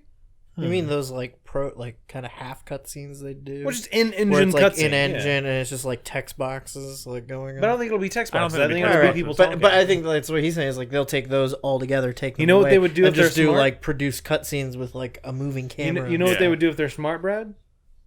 The subtitles of this game would give you the option to have it pop up in like an old school It Final absolutely Fantasy like fucking box should, at the dude. It bottom. needs elements like that, to would make look- it. that would be like fucking it needs awesome. to hit the nostalgia Yeah. with more than just like pretty versions of the cutscenes or of the game. You know what I mean? Like it needs to have some of that charm there from the original, and I'm really worried about that at the moment. Can I say something? Can I just say something? May I just say something? Yeah, go ahead. Yeah. So I'm not like unfamiliar with Final Fantasy VII. But I do feel like a little bit of an outsider in the conversation because I think I've only ever really played up to like the point where you leave Midgar, and then like that's about what I know of. Final That's where Fantasy the VII. game really starts. And like Also, for like, sure, 5 hours. for sure, yes, 5 hours, and yeah, exactly. Hey, 5 hours. I is a wasn't decent an amount of a RPG game. guy back when I was like playing it. You know, Yeah. I really only started playing RPGs when I started doing this show. But just a couple like quick thoughts, kind of bouncing off things you guys have talked about. You're talking about the voice acting. I think Barrett's voice is bad. Like I don't remember what it sounded like. I I'd have don't to remember watch it it either. again. if you go back and listen to it, like Barrett was like not good. He only had one. I feel like- You only heard like one voice line in the trailer. Yeah, though, right? Yeah. but like Barrett's like one also or like two. a very controversial character. I mean, he was basically Mr. Right. T. Right. You know, He was. Yeah, he's a little bit of a character. like but that's not the actual even- way his I dialogue don't was even written know that, was like like- kind of fucked up. Yeah, and According that's a to- little bit of what I'm saying, but like also I just think like the actual like delivery of it is not good. If in chat, Biohunter says it's not the actual voice; it's a stand-in for now. Okay, So- that would make sense. I mean, Barrett's I a hope- really good character, though. yeah, no, for I sure. liked him. Do you think you're going to be lost in the desert But- for hours in this game? But you guys hope are so. talking about like hoping to see like levity and like kind of like the silliness in this game a little bit, and I understand that he there went are. snowboarding after I Annis died. understand that there are like very like intentionally like comedic segments of this game. Like there are like parts of the game slap and like fight? scenes that are like supposed to be jokes that are supposed to be really funny, but like, and I know that like the subject matter of the game does kind of deal with like some dark themes, but like the game itself, like the presentation, especially from that trailer, like did not strike me as dark. I mean, it kind of like and I wonder if maybe that's just the fact that like it gets much darker later. Yeah. well, sure, and I believe that to an extent, but I also believe that it gets dark in like Square Enix a way? dumb way, like like it still maintains this kind of like goofiness premise to it, like just because of how like outlandish and like Yes, like yes. I and some of it I think is just like an inherent like goofiness to like this sort of melodrama, like these kind of stories taking themselves that serious. I'm not saying that's bad. I just think that like it's not something that's ever really gonna like fill you with dread or anything like that. And also the fact that like we grew up with this game like being very much part of like our generation's like cultural fabric. Yeah. And like I think I just have such a like background of this game, like imagery of this game being co-opted by like the edgy moody kids. You know? Yeah, they kind That, of ruined like, Final Fantasy that VII. like it's They like, ruined the memory it of Final can't Fantasy be- VII. It can't be like dark in a serious manner, only dark in a like I'm 15 and I'm the only one who Sephiroth. understands how the world is. The actual story is like a pretty dark, fucked up. I think you might even like Final Fantasy VII. I'm sure. I know. I mean, I know enough about the story beats to know that it's interesting, and I probably would like it. This is not like a negative criticism. Yeah. Nolan, we'll get to you. I know you're fucking stressing me out here, bud. But I lost it. It worked. We're talking about the darkness of the game, criticism of the... Yeah, I'm not like... I'm not trying to be negative about the game, and I don't feel like I am being negative.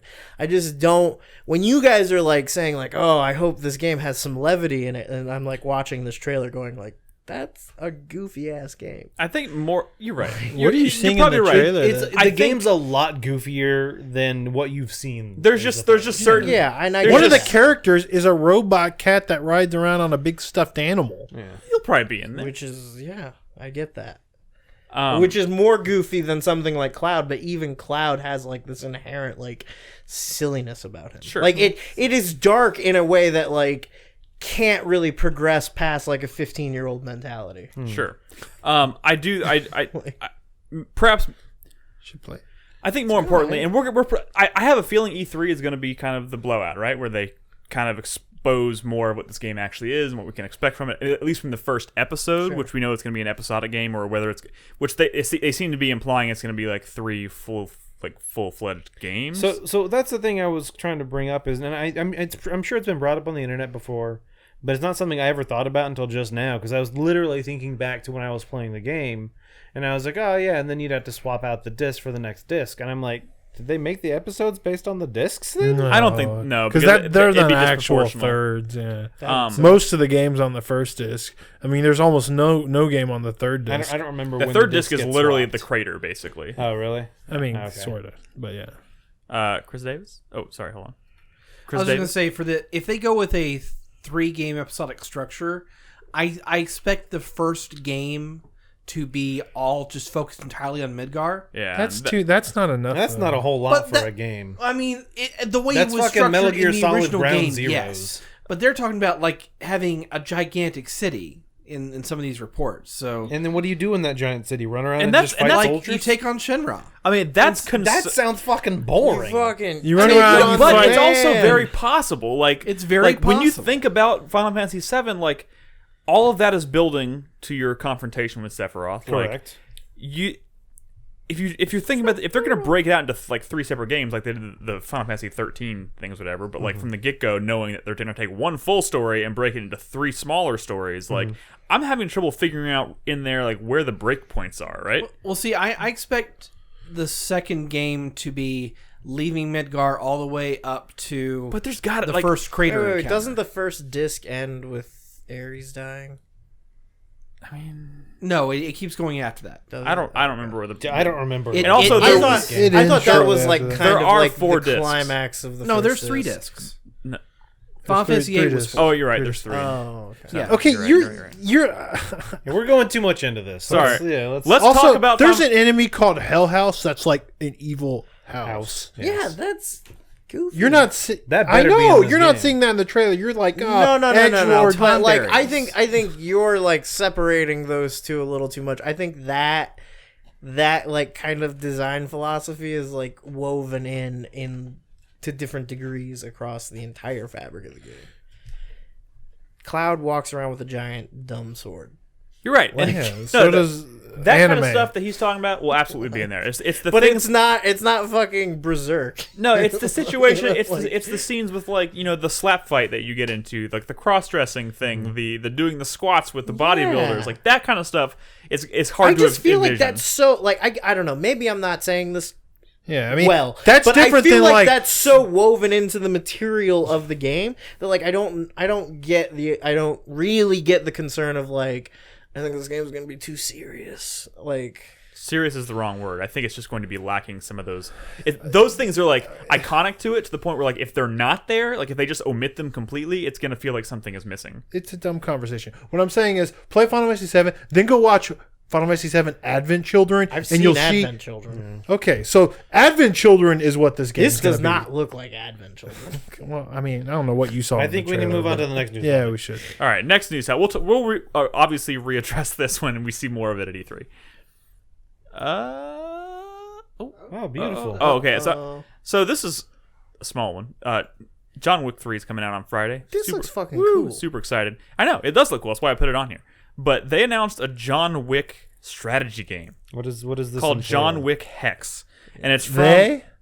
Sorry, what's the name? Who's the name? Sorry, what's the name of the developer? Mike Bithell. Mike- He's the dude what made Thomas Was Alone and Volume, which was kind of like Metal Gear-y a little bit, isometric stealth. He also did a couple of games in recent years like Subsurface Circular. And So it's cool because like it's translating like John Wick action, which is very fast paced, very frenetic, very focused on like gunplay and whatnot, and like translating it into this like stylized strategy mechanic, like which is seems really like perfect. Yeah, it's for John Wick. Yeah, I think it's crazy. I think it's a much more inspired approach than just trying to create an action game I think based it's on going John to be. Wick. People are saying John Wick Go. I mean, is that you think it's going to be like a Go game? No.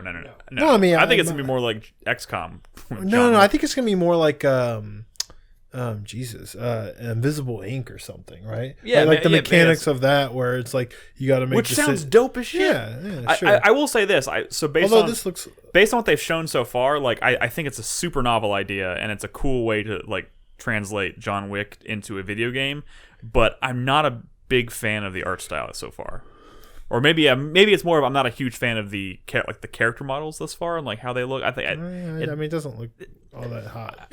Yeah, I would like to see more. It looks kind of butchy. I've never heard of it. Like they wanted to make it stylized, but I'm at trying the to same look it time, up, you but I'm can't. not finding too much. It's like stylized, but it lacks like polish or like a Yeah. nice artistic eye. It's like it's like stylized from someone who isn't actually an artist or something. I don't know. It seems like it should have a better look than it does. Yes, but Okay. But maybe it's cool. mean. I think it's a don't know. really inspired way for John Wick to make the transition to Looks video games. early. It does look early. I'm not sure when this thing is supposed to come out. Probably sooner than we'd want. Yeah, I mean it's probably coming out. It's sometime around the release of the movie. So who knows? But I'm probably gonna try it just for the sake of trying it But and see if the see if mechanics it could be really cool. could be Okay. dope as shit. All right, next news topic. So this is an interesting one. Netflix apparently is hosting a panel at E3 this year where they're going to be discussing adapting Netflix titles into video games. Which, What if they took their Witcher show and made a game about it? Oh my goodness! What are they even going to fucking? Are they going to be announcing games that we don't know about? Does yet? this discussion have anything to do with like their recent push towards like interactive content on their platform? Because that's like a thing that they've been dabbling with publicly, I mean, have they and done have been something- talking about very seriously internally. Have they done something besides Bandersnatch? Yeah, they did that You versus Wild. I don't know that one. It's man It's versus Bear Wild. Grylls, It's but Bear you make Grylls, the but, choices. yeah, it's all you make choices. And things. Do you want to climb the cliff or swim through this river? Yeah, and then Can you like things- kill him? No, I but like wish. you can do things that are like dead ends, and he'll be like, "Oh no!" Like you're like, "Oh, climb it's- up that tree so you can see where you are." And then he gets up there, and there's like an eagle nest, and he's like, "Well, I don't want to fuck with this eagle, so I'm gonna get out of here." Like, Okay. I Is made it good? You make a decision. And he's like, I don't want to do I this. mean, it's Bear Grylls, except he's no. It's like, do you Apparently- like Man versus Wild? No. It's that, but schlockier. Like, Somebody in chat is playing with my heart and saying Rocksteady announces a Netflix Daredevil game, and that will not happen. I Do know, not it's even gonna like happen. let that into your brain. I know it's too late. It's already in there. What would that even be? It would be a dumb game. And I just realized this the other day. Did the Netflix Daredevil ever even like give him his tonfas? Yeah. Like with like the fucking Yeah. with At the rope and everything? Yes, at the end of season 1. Season 1, he has that. He has it See, for I 2 just- whole seasons. That's just kind of like They don't play it up enough. they don't in do all anything honesty. with it. Like He should use a little bit more, but he has it, yeah. Dude, season 3 of Daredevil is excellent. they never tried to like do the fucking gravity defying Ricochet. like rope shot thing that he Uh, does. Like, I think they might. He does it. Well, I mean, the whole 3rd season is him fighting Bullseye, and he's doing. Is Bullseye ricocheting- Colin Farrell? No. But he's I ricocheting- mean more like traditional like Daredevil covers where like it'll be him flying with like the tonfa in hand, and then like the cord will just be like Oh no. wrapped all like it's Nothing like 100 that. feet of cord just like kind of flying all around him. Nothing like that. Like, Man, fuck Daredevil was such a good fucking So my show. only fear, Nick, I'm so sorry. is like Sure, they're going to take some of their probably original content because they're trying to make money. Aren't they doing a Stranger Things? So hold on, thing? have you seen any? There's actually like were. 3 Stranger Things games, and they are not that great. Hey, that first one's actually a pretty solid little game for a mobile game. Oh yeah, But like, if they're doing a whole panel about this, my fear, Nick, is they're gonna take a bunch of their original titles and kind of make some shitty games off of them, and that's what. Like, I'm fine with them. Birdcage, Yeah, like I don't. the game where And you why would you go to E3 then? Birdcage, like the movie with Nathan Lane and Wait, Robin what- Williams. What was You're it thinking of Bird Box. Bird Box. That's Yeah. the same thing, right? Totally. It's a Because I would totally play a bird I would play a cage bird with- cage game. Yes. So I don't know. That's my fear. I don't know what they're gonna do, and we're gonna have to wait till E3 apparently to. It's hear what they're it's announcing. one of those things where it's like, okay, that's a wild card. I'd love to see what that becomes, but who the fuck knows? So I guess we'll find out more about that in just under a month. Weird. All right. Next news topic is This has already been kind of debunked by Ubisoft, but I put it on here for Chris Davis' sake. New Splinter Cell game was seemingly confirmed and teased ahead of E3.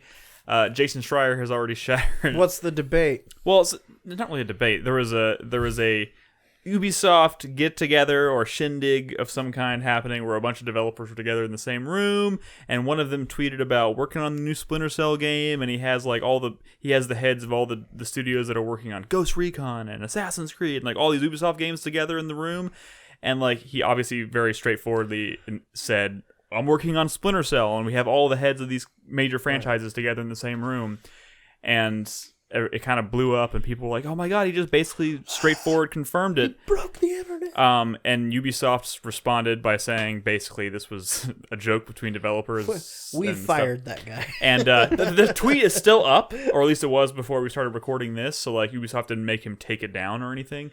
And Jason Schreier went out there on Twitter and was like, I hate to disappoint you guys, but this was all just ridiculous banter between, heads of a studio having too many drinks at a party together or something. Which I don't know where, I don't necessarily know. I mean, Jason Schreier tends to be right a lot of the time, so I don't know. I hope this was a slip. I don't know, because I personally would love to see Splinter Cell make a return to E3 this year, but I also feel like it's the 3rd or 4th E3 where we've been like, this is the year that Splinter Cell makes a return, and it just doesn't happen. Right, we keep talking about them cutting the lights and Yeah, we're waiting for the and it just never fucking and then when it happens. happens, we're gonna be like, "That's so derivative. That's dumb. This is so dumb. I don't want any part of this." Boo, that's dumb."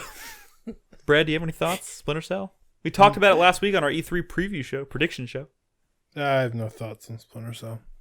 All right, well, you heard it here first. Not happening. Sorry, Chris Davis. Next news topic. Dare to live the dream. We can all dare to live the dream. It's nice to want. Okay. Who put this one on the dock? I did. Okay, I don't know enough about this one Why don't necessarily, you but read it, Chris Starbreeze Davis? is in trouble. Okay, I'll read it. No, I think it's just like the next in the line of the Starbreeze in Trouble theme. Yeah, because it is definitely an ongoing story. But Chris Davis, can you give us the summary? So, as we've talked about previously, Starbreeze is in really bad financial shape. Financial peril, I believe, is the I think it gets the adjective gets worse by the day. yes. And they announced today that they've sold their Daruva Interactive Art Production Studio to Rockstar for $7.9 million. And it's an art production studio that's out in Hungary, I believe, and they've helped with various different projects that Starbreeze had under their belt. And as part of this, it was said that Starbreeze has a cash shortfall, and unless they get a new influx of cash and investment, they will not last the year. I would The calendar year, not the fiscal year. I would be shocked if Starbreeze is still a thing by the end of this year, which is sad There to is say. speculation that they may have to sell Payday, and that's the only thing that's making them money. They're still making money off of Payday? Yeah. I mean, it's one of those ongoing. I know it's an ongoing thing, but I mean, like, I haven't heard Chris Davis talk about it, so I figured everyone else stopped playing it too. No, he moved on to the Division A long time ago. But yeah. yeah, no, they a lifetime ago. I think the report was like they made $6 million off of DLC for Payday last year, and that's how they've been staying afloat. Is 6 million not enough? No, dude. I think they said their losses.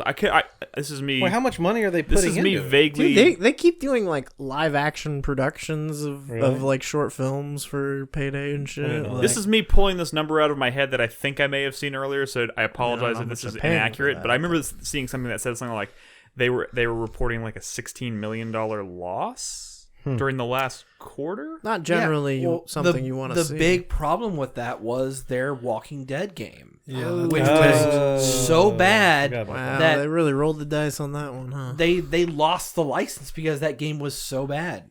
Didn't they? And they had based a lot of their And projections also, on Didn't they like- unlaunch it?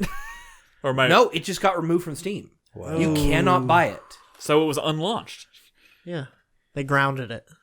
Yes. I mean you'll never be able to buy that game again. It is very dire. It super sucks because Starbreeze has done some great stuff in the past. Wait, didn't they do that game, The Raid?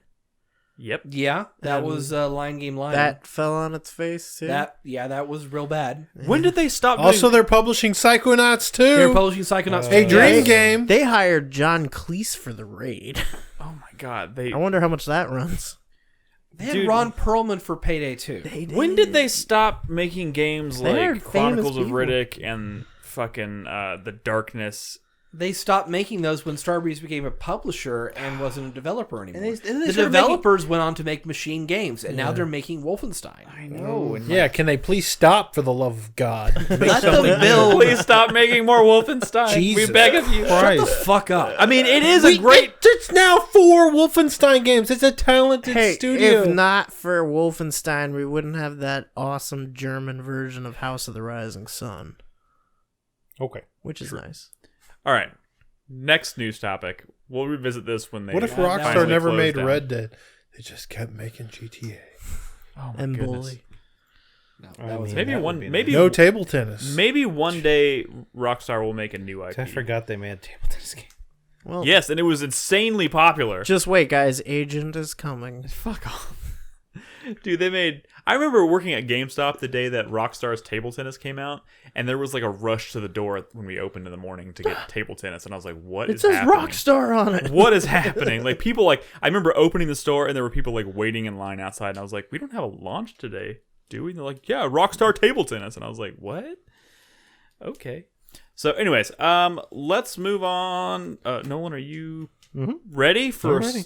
All right, we're going to answer some questions from our supporters on Patreon. Take it away. First, I think there's one patron we didn't mention, or I don't remember mentioning them. Okay. Ashif? Have we mentioned Ashif? I don't think so. Ashif is a new patron. Thank you, Ashif, for becoming a new love patron. you. By the way, we are... I didn't bring... We have new mugs, but no one's held up their mugs yet. Well, I mean, it's because I don't have anything in... Oh, shit!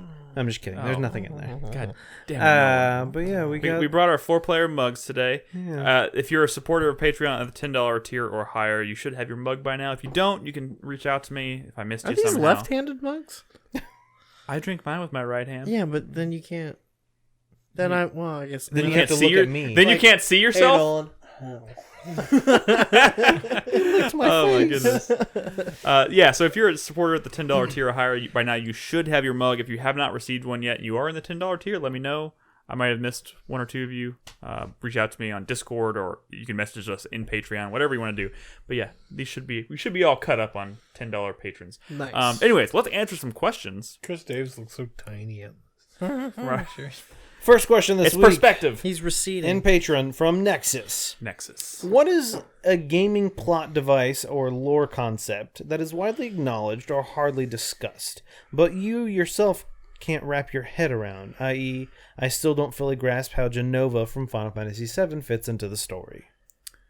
You know, that's a good... Like, Genova is always a hard one to wrap your head around. What was the Like- specific wording again? So what is some gaming plot device or lore concept that is acknowledged? Plot device or lore concept. Yeah, like everyone's aware, but it's hard for you to kind of different wrap your head around it, or you don't really. It's kind of like we were talking about Chernobyl. Like everyone knows Chernobyl, but it's like, do you know? Like what's what? the You know, I series? think- what is it? I think as the series... Genova's an alien, Rankins? right? No, it's No, I thought that was Chernobyl Didn't was she like come the down on life.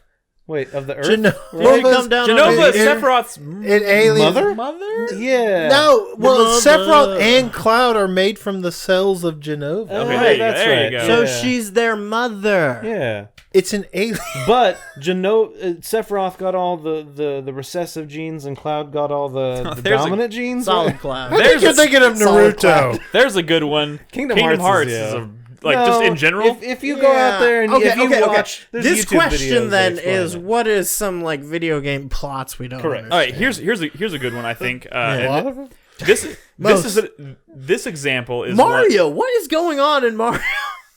nobody fucking knows about that one. But I think as this series has gone on, and the studio, this is my example. As this series has gone on, and like the studio has kind of reacted to like the way fans react to it, and started changing things. The animus in Assassin's Creed has become more and more difficult. Yeah. They've become less and less committed to it, so like the concept never solidified. And it's gotten a lot more nebulous. It's just become real loosey-goosey. like now they're portable. I mean, it was kind of a dumb idea to begin with, but it was dumb in a really interesting way, and now they're just not even interested in engaging with it. Yeah, but they still do it. But they still do it because it's Assassin's Creed. Yeah. Yeah, I don't know. I don't wish know. I wish that concept had eventually taken like a really fleshed out shape, but instead it's just become this thing that exists, but we don't really know why. So, I've got a couple completely different answers here. Okay. First of all, earlier today when I was recording Pokemon footage, I was thinking about items in Pokemon. Mm-hmm. For example, like you get like ether as a common item, Sure. right? And ether gives you more. It gives you PP, right? It gives you PP, which you need to attack. Yes. Like your attacks run on PP, Yeah. power points. PowerPoint. And then I'm thinking like Let's call it in no Pokemon related anything that isn't a game have they ever even like mentioned ether. It's not like a thing in this world, and yet it's in the game. It's required, and it does this very specific thing. Restores your MP. Yeah, it restores your PP, and But if it restores you know, it for more than 4 it's hours, called ether, and like there is ether in the real world, Correct. and it doesn't do that. correct, it does not. If anything, it would get rid of your PP. It does the opposite Yeah. of that, and very easily could kill you. So, like, what is ether, And what does it do to your PP? and what does it do to Pokemon? And like a billion things in Pokemon is like, why? And like nobody cares. I mean, least of all me. But there it is. And then the other thing, like when he first started asking this question, I was thinking about like, I don't know. This is a bigger discussion, but like, I think for a long time, not so much anymore. I mean, now that we like video games have like grown to the point where there's like a whole plethora of like different types of games and different ways to interact with games. But I think there's still this mentality, and if you go back, it's still there too. And you know, everyone always kind of fucking like clenches their buttholes whenever this conversation comes up. Oh, but God, like, I'm bracing myself. violence in video games is like kind of a given. You know, like a lot of games, like That is just the means. that in which is you how interact. you interact with a game, and like that's it. Like it's not like, you know, like you can there are games that are about a whole bunch of different things that like try to accomplish narratively a whole spectrum of different ideas and themes and thoughts, but like they all interact basically the same way, and that is like hitting things with heavy objects. shoot, stab people, you know, who are between you and the next story beat. And that has like kind of been in video games for so long that that's like a given. And you get to the point where like there's a lot of games where like maybe this game didn't have to be this at all. You know, like maybe this game didn't have to be a shooter. Maybe this game didn't have to be like an action RPG where everything's just kind of like based around combat, you know?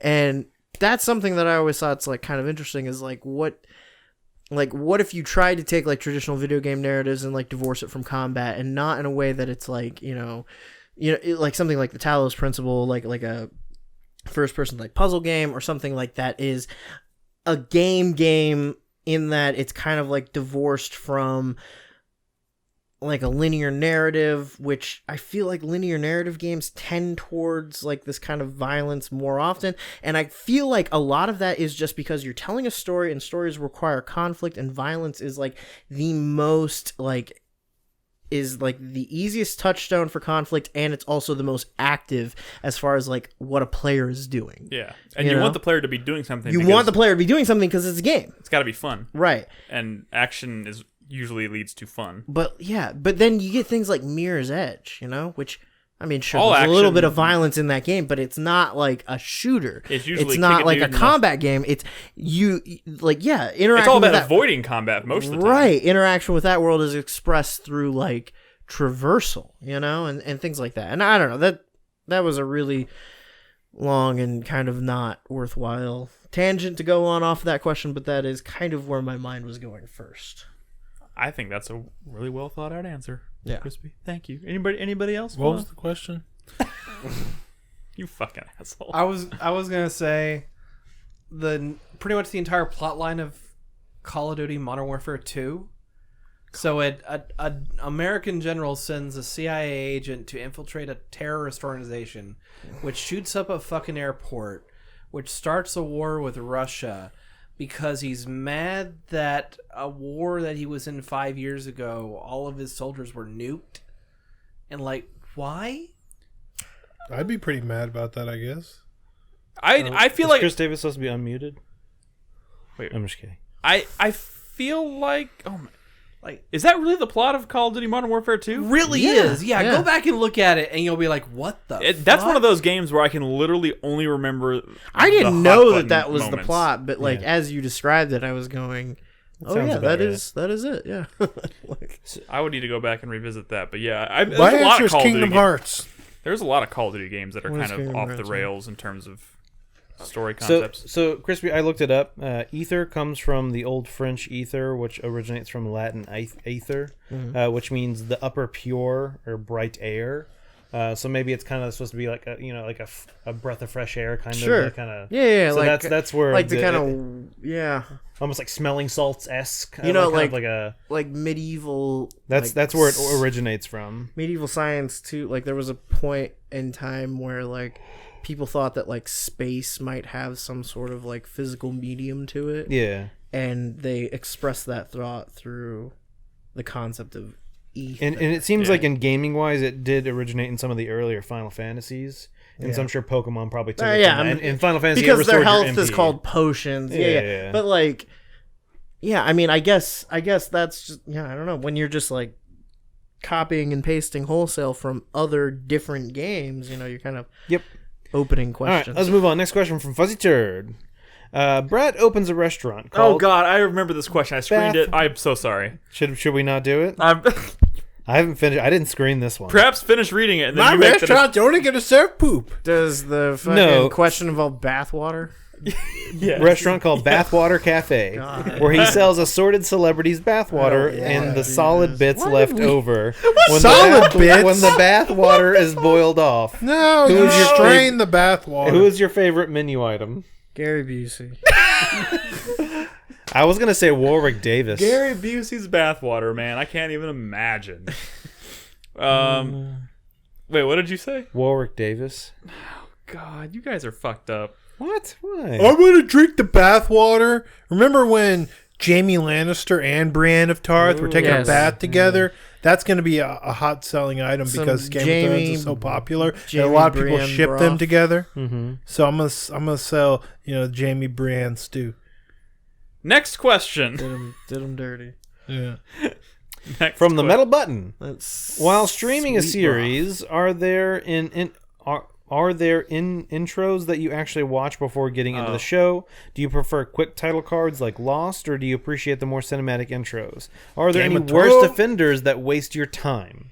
with love. The metal You know what? button. You know what I wish more series would do. I wish the first episode of a season was a full intro, And then the and rest then every were just, episode yeah. after that was just a quick boom. What about the skip intro button, man? I mean, that's brilliant. It's brilliant. Well, not every device you're watching it on is Netflix. I mean, sometimes you're watching on HBO or Hulu or something like that, and they don't HBO have. does it. Hulu does it. They these do? days. Yeah, they all do it these days. Who started that? HBO, Netflix. Hulu, Netflix. and Netflix. I know Netflix for, did. for a fact do that. Wait. I'm not talking about the intro skip button, but I mean like the cinematic like music know. video intro. That is like MASH. the thing. I don't know. That's been nowadays. around for That's a long probably time. really It old. hasn't been not as it exists now. This is like within the last 10 years. This is like True Blood. Well, was the I mean, first one that it's did it. because No. it's The Sopranos. Maybe it was The Sopranos. I mean, someone along maybe the way, Oz or something, but it can't be any older. somewhere than along that. the way, someone did a Prestige really. television.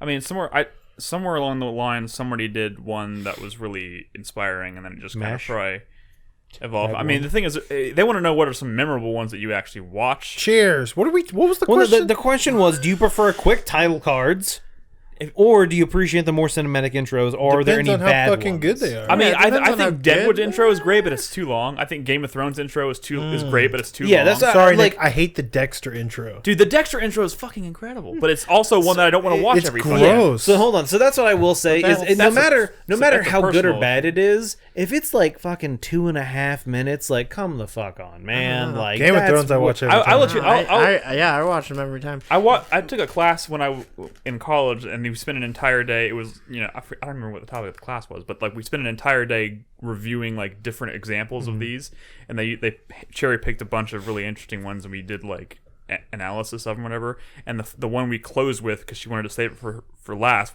which was the teacher's favorite, was Dexter. That is a I think- brilliant.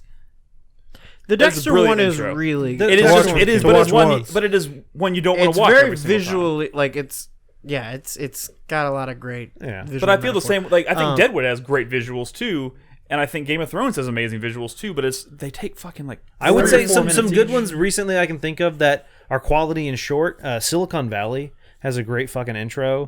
It changes quite often, similar to how Game of Thrones changes, but Yeah. it's fucking short. Barry has a fucking great intro. I don't remember what because Barry's it's was. literally the title card with a little bit of music, and it lasts like 5 seconds. Well, but they that's the- yeah. interject it like at like kind of like a comedic timing, and so they just like throw it up there, and that's what I like about that one. But I mean, like certain there's a couple of like animes I've seen that have like good intros, but once again, those can also get like a little long, and when they're hanging out a little bit too long. Firefly was good. Firefly had a good intro.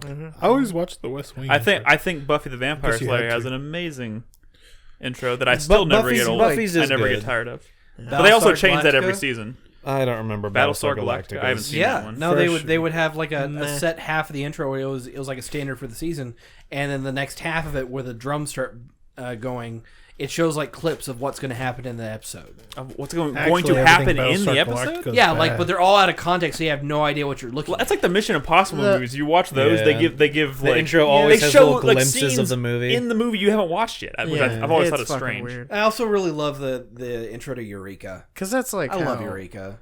Eureka. I've seen Come one with episode me, of come. Eureka, and it was the one that Nolan North was in. Oh, it's so good, That's man. the only one I've seen. It's so good. It's like scenes of like 1950s Americana, but it lingers on each of those shots for just a second, and you see like some sci-fi shit happening. Like you see a guy mowing the lawn, and then it pans down, look at the bottom of the lawnmower, and it's like fucking lasers cutting the grass or things like Oh, that. that's kind of cool. It's I really like good. that. What about the Westworld, I thought was a really good one. Westworld's great. really Also a liked, little long. I think so many of them are just a little too. They go for the like. No, I go for it, man. I go for it every time. And back in the day, Star Trek. Star Trek Voyager had a really good one. Star Trek Deep Space Nine was probably my favorite. Fucking love the intro music to Deep Space Nine. And like the whole intro is literally just like these really serene, like quiet exterior shots of the space station, and there's just like a lone trumpet like playing this like really All right, let's move on. bittersweet melody. Next question. Zero Skies. What horribly written game plot would you like to see redo for Redone. that you feel had potential? A bad game plot that they could be redone to be better. Kingdom Hearts? Did it have potential? No. Yes. You Yes. Brad, Absolutely, man. Brad, you just got to ignore the plot. No, man. And then you can take you it make it over way and more make it lighthearted. yourself. Yeah. Way more about just like, traveling to like Just less Final Fantasy convoluted. worlds. Yeah. You They know? could make it way more less cameos, convoluted. fun cameos. Yeah. That's a tough one. I mean, This is there's one I a would lot have of liked them. to have reviewed before the show. Yeah. You know what? This is strangely topical because it's coming up recently in the news, but the Ghostbusters game. I don't remember that. I remember it The one- existed. I just don't remember The story, plot. like the whole appeal of that game was it was supposed to be like Ghostbusters 3, right, with the original cast, and like the gameplay was very like what you would expect from a Ghostbusters game, and it was great. But like that story fell apart like halfway through, and it never like when they were doing the stuff that you were very familiar with early on, where you go to the hotel and stuff, like that was very nostalgic and great. But anything that beyond that, I think, kind of fell apart and was not great. Well, that like I could talk about that for a really long time. Sorry, Let's not.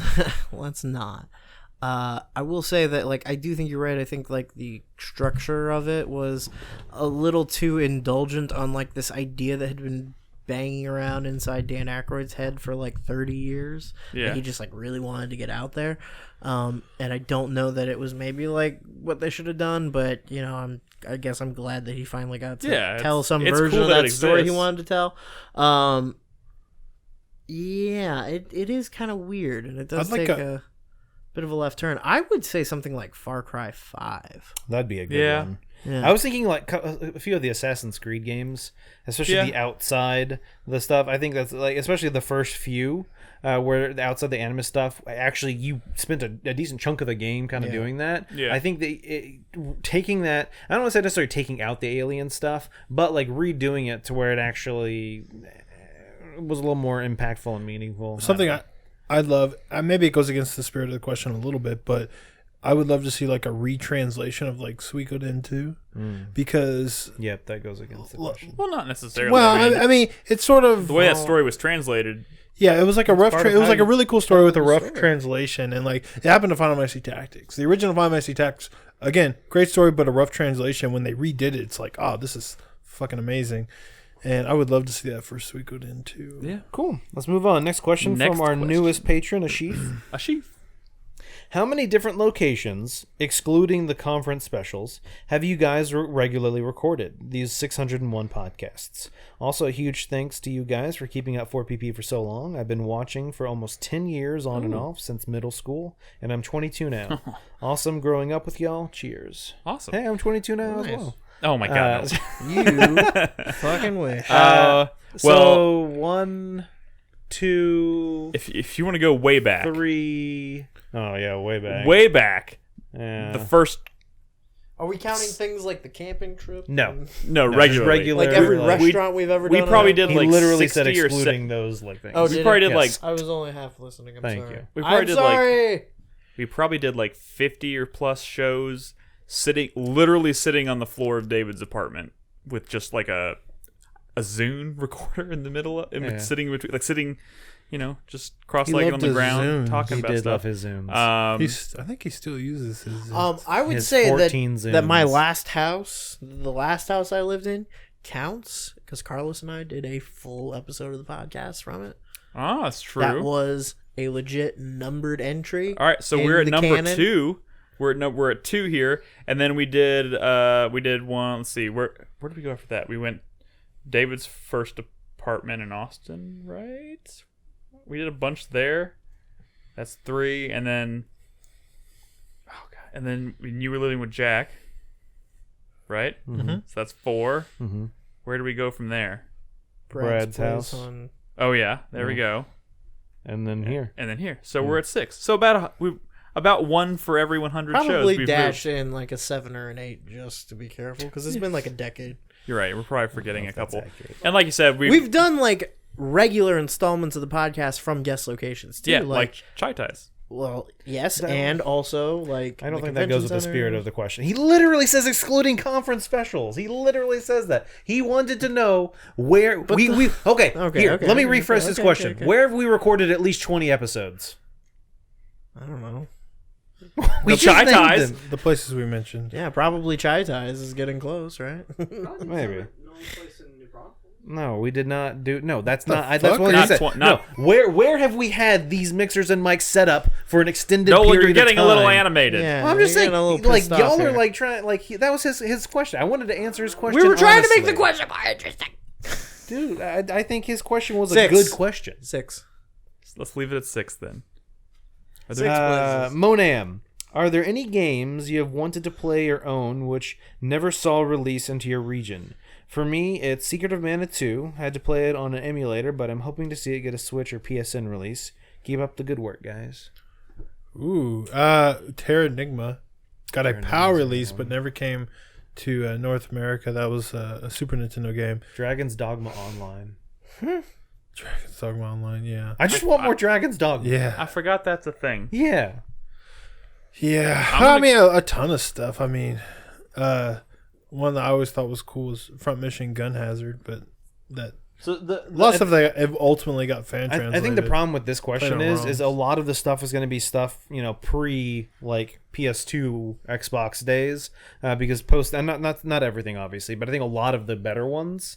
And the problem is I just didn't know anything about games back then, so I don't know what I'm missing. Dude, like Xbox 360 Monster Hunter games. Some of those would have been cool. Really? Not There was all a of Those them? are like shit the ton of Chinese knockoffs. Dude, though. there was like, for every one Monster Hunter that came over here, there was like 10 in Japan. Like a shit ton of Gundam and Macross games that I Yeah. wanted to play that never came out over here. I mean, I've imported 1 or 2 Gundam games. So I don't know have if I have counts, but- imported so few games or even been inclined to. The last one I remember importing was Siren Blood Curse. They put Suikoden 1 and 2 on PSP, which I've always wanted to be released over here. Also, they did these versions of was it just the first Xenosaga? I think it was Xenosaga 1 and 2 for PSP that like used like little character sprites and stuff. I always wanted that over here, and it never came. last year there was a game that came out called City Shrouded in Shadow. It's from the guys that made Disaster Report. Hey, what Didn't was you that play game that? about, Chris Davis? But it was all about like surviving in a city being attacked by giant monsters and stuff. And that's fucking Any great. particular giant monsters? Well, Godzilla for one. oh. Also, Angels from Evangelion, Patlabor. I'm really glad you brought this up, Gamera Chris, because showed I never up. would have known unless you exposed it. Because why the fuck not? That's a great fucking idea for a game. I have a serious question for y'all. I recently watched the new trailer for Godzilla. Yeah. How King do we of Monsters. King of the Monsters. How do we feel about the part in the trailer where the guy goes, "Oh my god," and the other guy goes, "Zilla." Oh, I hate that. Yeah. I don't like it at all. I don't think it plays. Yeah, I agree. I think the trailer's pretty cool actually. Like the visuals are really neat. I don't think that joke or whatever that's supposed to be plays, and I don't think the music choice plays. Yeah. I don't like the music choice. I don't think they're gonna have that Over the scene in rainbow? the movie. Huh? I The honestly- over the rainbow cover. Yeah. I don't Yeah, think it they're was gonna over. have that. Oh my God, Zilla in the movie. I don't think that's gonna Like, be there. I bet. I will take that bet. I bet it will be. The only I bet thing, somebody is very proud of that. The only thing I like about that scene is that the guy who's saying Zilla is Bradley Whitford, Yes, it is Bradley Whitford. and that's pretty cool. Let's put Bradley. I'll be Whitford honest, from the I West like Wing in the a fucking trailer. Godzilla. I mean, There's I a like the lot of music cool choice in people the that trailer. movie, but I bet people like him and like Ken Watanabe like just aren't gonna be in it that much. Probably not. Probably not. It's like Bryan Cranston in the last Godzilla movie. Yeah. Oh, I forgot about that. He Yeah, really wasn't in he's that there very for long, like was 5 he? minutes. He's like Steven Seagal and what's the movie? Executive. Under Siege. No, what is it? Under Oh God, Siege Executive 2. Decision. Executive Decision. Do you remember Executive that? Siege. Yeah, with Kurt Russell. Yeah, with Kurt Russell and Steven Siege Seagal, and the whole Executive. movie was marketed as this like action Yeah, movie of it's Steven Seagal and Kurt Russell, and Steven Seagal gets fucking killed in the first 10 minutes of that movie. Not familiar with that movie. Delightful. All right. Sorry, spoilers for Executive Decision. Yeah, Sorry you about ruined it for me, Nick. Let's move on to some questions from our supporters on Twitch, which every week we post or you are able to post in our Discord supporters channel questions. First one this week comes from Jaeger. What do you think is going to end up having the worst ending? Oh God. So here's the problem with this question he is tagged. is I only know like 2 of them. So I don't know. What's the list? What's the I'm the list? familiar list with all is- of them. Lost, Yeah. Dexter, Yeah. The Wire, Yeah. Actually, I'm not familiar with the ending of The Game Wire. of Thrones. Yeah. Is the ending of The Wire considered bad? The last episode was great. The last season was the weakest season, but I think the ending's So fine. like, I don't think we What should was the last discount how bad Lost was. I don't remember the very end of Lost. I mean, I honestly don't. I've seen it all. I just don't enjoy. remember. I The enjoy. whole episode, the whole last episode of Lost is literally about like endings. Close your are- ears if you don't want to No, hear. it's literally. I mean, like the theme of that episode is literally just like endings are stupid. Okay. Like, I mean, they did the thing that everybody was guessing for like seasons all and a seasons dream that or they were something? all dead. Oh, they were dead the whole... no. Well, no, Okay. Are we past this point? No, I I've already never mentioned seen like Lost. stop listening if you lost. No, no, like, but that's- Lost is a very old show. That's I mean, like I already got misrepresenting it it. out. That's misrepresenting it. Actual spoiler alert for the ending of Lost. Still It's never not seen that it. like they were dead the whole time. It's that like they did. They were like in purgatory There's or something. 9 seasons or something in that Yeah. show. Yeah, They did 8 or- seasons where they were alive, and then like at some indeterminate point in the future, after they had all like naturally died, they all wound up in a purgatory that was basically just the island again. And the last season had nothing to do with the rest of the show. Best ending was Wait, 16 really? Under. Yeah, That's not kind the of. question, Brad. Shut up. It was like because like the last season begins with like the events of the first season happening, but like without them crashing on the island. Oh, right. Okay. So, first of all, I think watching Lost as a whole, is a fascinating wild ride that It has some- I would it has some good absolutely elements to it. recommend because I think it is unlike anything out there that exists even today. The ending may not stick for everybody. Mm-hmm. I remember watching it and being like, So that isn't necessarily what I was here's my hoping question, for, but I Nick. also felt like strangely satisfied. Here's my question for you, Nick. Does finding out they're quote dead the whole time, do you think that would ruin your experience with Lost? No, I mean, I've actually wanted. I've that's a- considered rewatching the series. I think even that's a though I know. scenario. Well, I've never seen it, and now I know. Well, yeah, but I still think that's a scenario. Who cares if you know? It's about the journey and the storytelling. Like you know you what I'm really saying? have to see it though because it's fucking like it's weirder than you're making it seem. Like It absolutely is. That's why I Like, recommend it's it. really fucking weird. We were and actually like just having a Lost. honestly to the conversation. point where like we've all seen it and Lost like in thought. I really don't know how the last season ties into the rest of the story. I don't. All right. remember. Anyway, Right. so the So, question was to Lost. an- Dexter, Any other why bad are you endings? I'm gonna be Or the honest worst here. endings. I'm gonna be honest here. Dexter was just Dexter. kind of like a whatever bullshit ending. The Like, end. The end of kinda. Dexter is not good, and I'm still holding out hope that they end up doing kind of what they're doing with Deadwood, and they give it a movie and they give it a better like conclusion. I feel like the end of BSG kind of sucked. yeah, but That but wasn't the thing the is question, like, Brad. like I think Which I of think these Dexter. four Multiple things? choice. So- Game of Thrones. So Game of We Thrones. don't even has- know what the ending of Game of Thrones. That's is. what I kind of wanted to mention. We haven't seen the last episode. Well, Maybe it'll I be don't know. good. I mean, Chris based on the Payne. reaction people had to last week's episode, I feel like it's probably going to go down like collectively speaking. I read the spoilers, gen- which are apparently like legit now. I'm not going to say anything that happens, but like, if what happens in the next episode is what the spoilers say is going to happen, it will be the worst ending. It's bad.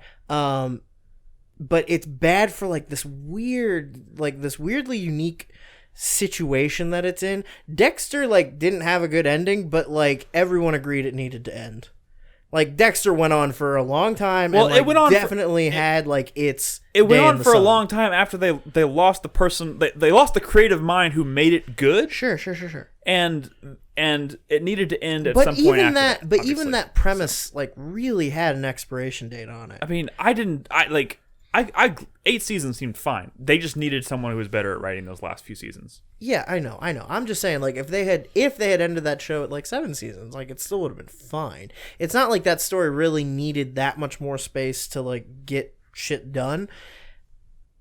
Game of Thrones has like a bad ending in the same kind of like rushed way as Dexter does, but it has a bad ending that's like really coming like 5 seasons before it should be ending, like to Yeah. really do what they should. It's the have exact opposite problem. of wanted Dexter, to be doing. maybe. Like, yeah, it's not just bad because it's bad. It's bad because of like it's like like everyone can tell that they're just like dumping the baby in a dumpster and walking away. Like it's like a fucking, that's fucked up. Yeah, I mean that's That's kind of what it dark. feels like. Like that's it's like. Yeah, it's a bad ending that is in service of like a very hasty abandonment. That's weird. Like, Yeah. I still think there's a chance they could maybe make amends for that bad ending to Dexter and just make a movie that would give it a more. I think Satisfying Dexter ending. has much more of a chance than anything else on that list, really. Oh yeah, I mean they're not going to revisit Game of Thrones. No. We're going to get this Because literally the spin-offs, Dexter but- problem is like he could just move somewhere else and do the same thing all over again. In theory, he could. Like, All right, let's move on to the next question from Thorax.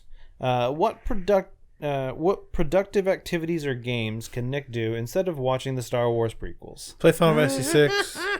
Play Chrono Trigger. literally anything. Read They're a at- book. Why do I get so much shit for rewatching things? Like, does nobody else here rewatch shows? I'm rewatching No, Game I of Thrones. rewatch shit all the time. No! Stop throwing your phone on the ground, My right? 4-player minute. Your 4-player minute's gone. You'll have to make it up as you go. No! No, I'm just like you guys. To answer your question, there is a lot I could be doing, but you know what? I'm about to finish Buffy. So fuck you. For the which time? In my life? Lord. Like, 4th or 5th time? Real question. You didn't respond to my fucking tweet. Why don't you play Final Fantasy 6? You played all the Final Fantasy 13 games. I've tried playing Final Fantasy 6 several times, and maybe I need to try it again. What's your hang up? My hang up It's is an that old it game. just... You're replaying 9, which is famous for being a throwback to that era of Final Fantasies, and it's your favorite. Yes. Play Final Fantasy 6. I'm just... You keep asking me, like, what's my hang up, and you know what the answer is, and I don't want to say what the The answer is. visuals? Dude, the visuals, I mean, and that, again, this is me. I tried it. It's been, like, probably 6 or 7 years since I tried it, so maybe I should try it again. Yeah. But the last time I played it, same thing with Chrono Trigger.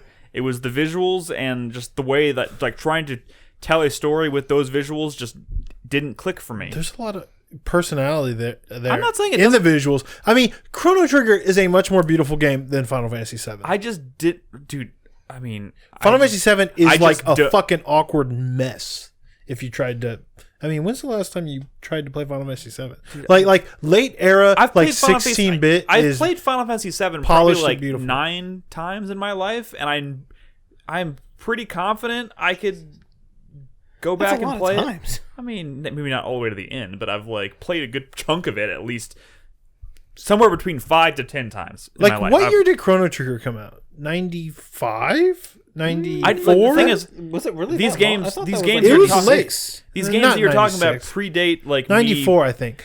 Final Fantasy 7 was my 97 first like RPG. It was my first RPG, and like so anything prior to that is just kind of hard for me to go back. But to. Like, I would Chrono love Trigger to experience was those 95. stories. But what I'm saying is, 97 Final Fantasy 7 came out. 95 Chrono Trigger came out.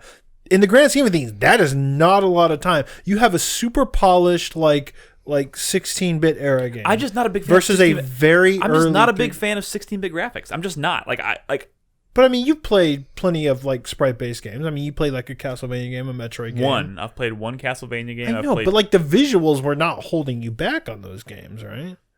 I mean, there's reasons I haven't maybe played more of them. I mean, I mean, it's not that I'm saying I would love to try. I'm telling you right now, I would love to try playing those again. But you asked me what my hang up is. My hang up was the visuals. I did not feel engaged by the story because of the visuals. Nick, that is my hang up. That is me you're being totally honest. You're an unabashed aesthete, and that is fine. Cool. if you got through Chrono Trigger, you'd love it. I'm sure I mean, if I could get past the sticking point, I'm sure I would love it. Dude, we should like kidnap Nick. Final Fantasy 7 is so ugly. It's What if so we ugly. like broke into Nick's house one night while he was like having dinner, and then like tied him to a chair and played a game for him, and then by the end of it, he was like, "That was really cool."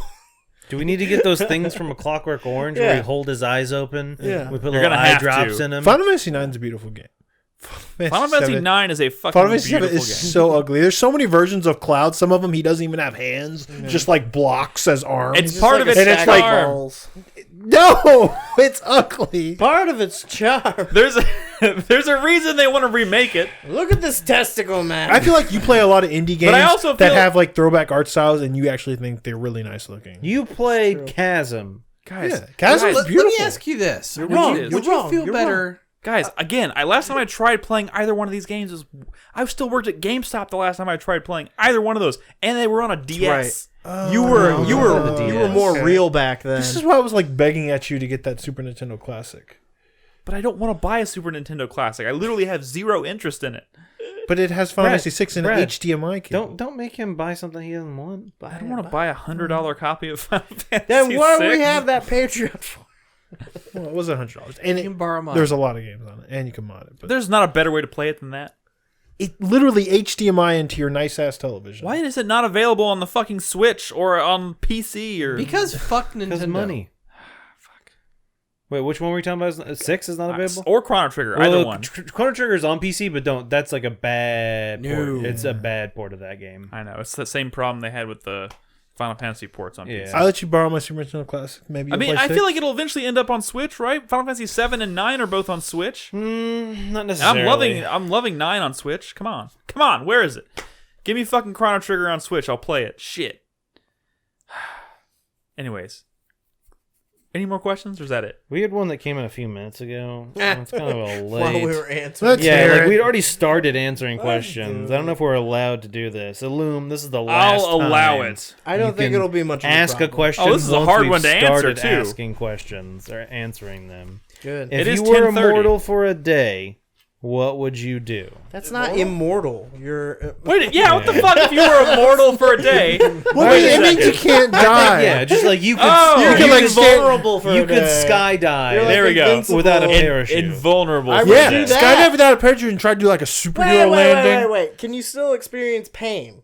She doesn't specify. Let's Doesn't go with specify. yes. So, like, Let's if go you with jumped no. out of the plane and hit the ground, you would experience the pain of crushing No. yourself But to how death long would it last? without actually dying. How long The would answer is it no. last? You Like would 5 Okay, seconds. but like, what if your body like does get all crushed and broken and mangled? You just don't die. It'll so fix now you're itself. just like in a. No, you fix That yourself. is completely different than what you said. I would have open heart surgery on myself. That was an entire season of Torchwood. Of what? What? The idea that everybody could not die, but they experienced pain and could literally blow Still themselves get apart, but they're still mutilated. alive. Yeah, Oh my god, that's horrifying. That's like that's that was horrifying to pretty think horrifying. Yeah. about. You I think ruined we the can't question. answer the Good question job. accurately until we know if we have if we can experience pain. So Let's you'll go have with no. We can't experience pain. Let's just say that. then yeah, I would probably jump out of a fucking airplane. I would wrestle but- a lion at the Okay, zoo. okay, but it's for one day. Yes. 24 hours. So, like, if you damage your body in any way and you're still, like, fine, you don't feel pain. Like, I shoot myself in the head and I'm like, I didn't feel anything. Does that mean at the end of that 24 hours, now I have a big hole in my head? And I die? Why is this your approach to this question, Crispy? Because it, like, changes everything. It's either I'm going to stay home and do nothing, I'm going to live my life like normal, or I'm going to go, like, jump out of an airplane and shoot myself in the face. How about you can actually say whatever you want, and whatever happens, whatever you want to happen to you after that day is over, is what happens to you. Then we're all answering different questions. No, we're not. There's no point to I'm it. just thinking about like if you were invulnerable for a day, what would you do? It's like I'd probably stay at home and play video games. Yeah, I mean, if like I there would was do no nothing point dangerous. to being invulnerable. I could try to like kill as many bad guys as I could.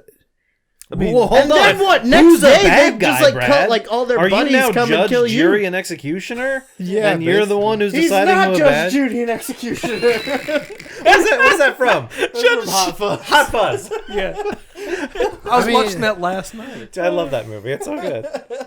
It's not Judge Judy. Anyway, Like physically like stop people. Okay. You know, like Batman. Yeah, right. but then think this through Yeah, because it's no! only 24 hours. Because at the end of that 24-hour period, They will come if for somebody you. comes to retaliate against you, you're no longer it's fine. invulnerable. He's just gonna wear a mask and carry a wrench. Like what's his face? Super? Super. Yeah. Yeah, okay, that makes sense. Yeah. Then I'm done. All right, right. that's all the questions we have from our Patreons on patreon.com/4player and our supporters on twitch.tv. Every week, like I said, we post a thread on Patreon, and you can ask us in the supporters channel in Discord. You can ask if you're a supporter on Patreon for as little as $1. You can ask us anything, even these weird bathtub questions that they like to ask. That one person Please likes don't to add ask us rattle. bathtub questions. Please don't ask. I us. mean, we'll answer them, Well, but God please damn it. don't Now ask. they're going to because you asked them not to. Oh man, you can ask us anything. Anyways, we Somebody do asked appreciate Nick- we do appreciate any and all support, guys. So if you want to support us on Patreon, like Nolan said, patreon.com/4player, or you can subscribe to us on Twitch at twitch.tv/4playerpodcast. I have a All right. question real quick. Would you rather drink the bathwater of someone who farted in the water or peed a tiny bit? Farted. All of it fucking goes out of the water. It just fucking bloop, and it's gone. The pee's still in there. This is why people ask these questions, because we have answers. The pee is still in there, Brad. That's not entirely chemically accurate. I'm fairly certain more fart gets out of the water than pee stays in. And the pee also like disperses. Yes. You know what I mean? Like it evenly spreads. All right. Whose bathwater are we talking about? It's a very important Haley detail. Joe Osment. How much are they farting? He ate 3 cans of beans. How many parts per million? 3.6 Rankins per second in the bathwater. That's not how this works. I can't Geiger counter a fart. Do they have a device like a Geiger counter for It's farts? probably just something that tracks methane, right? Full circle. Full circle. Oh my god. You can try. It's not sitting bathwater. It's like as soon as he farts, you scoop it up. Well, hold on. Do you have to scoop from the bubbles, or like a different section of the water? No, different section of the water. I mean, but he's in the tub. No, I mean, Haley Joel was naked in the tub. effectively, there'd be no difference. I mean, it would just be saturated. Well, It then would be, 100% fart. disseminated through. Fart all the way, Not the pee.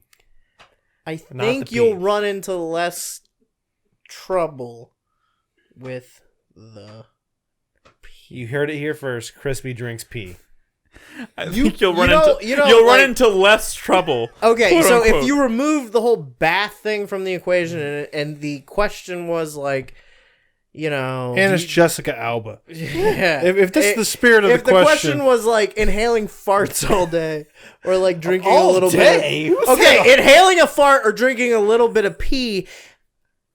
It's not pleasant, but your body Diluted is probably better equipped to like dealing with the pee, since there's like nothing really going on there than the fart. The fart is like fart gas. You could get like fucking, poo disease from it. you could get poo disease. disease. Crispy, I was vaccinated for poo disease. I'm good. There's no vaccine for the pee.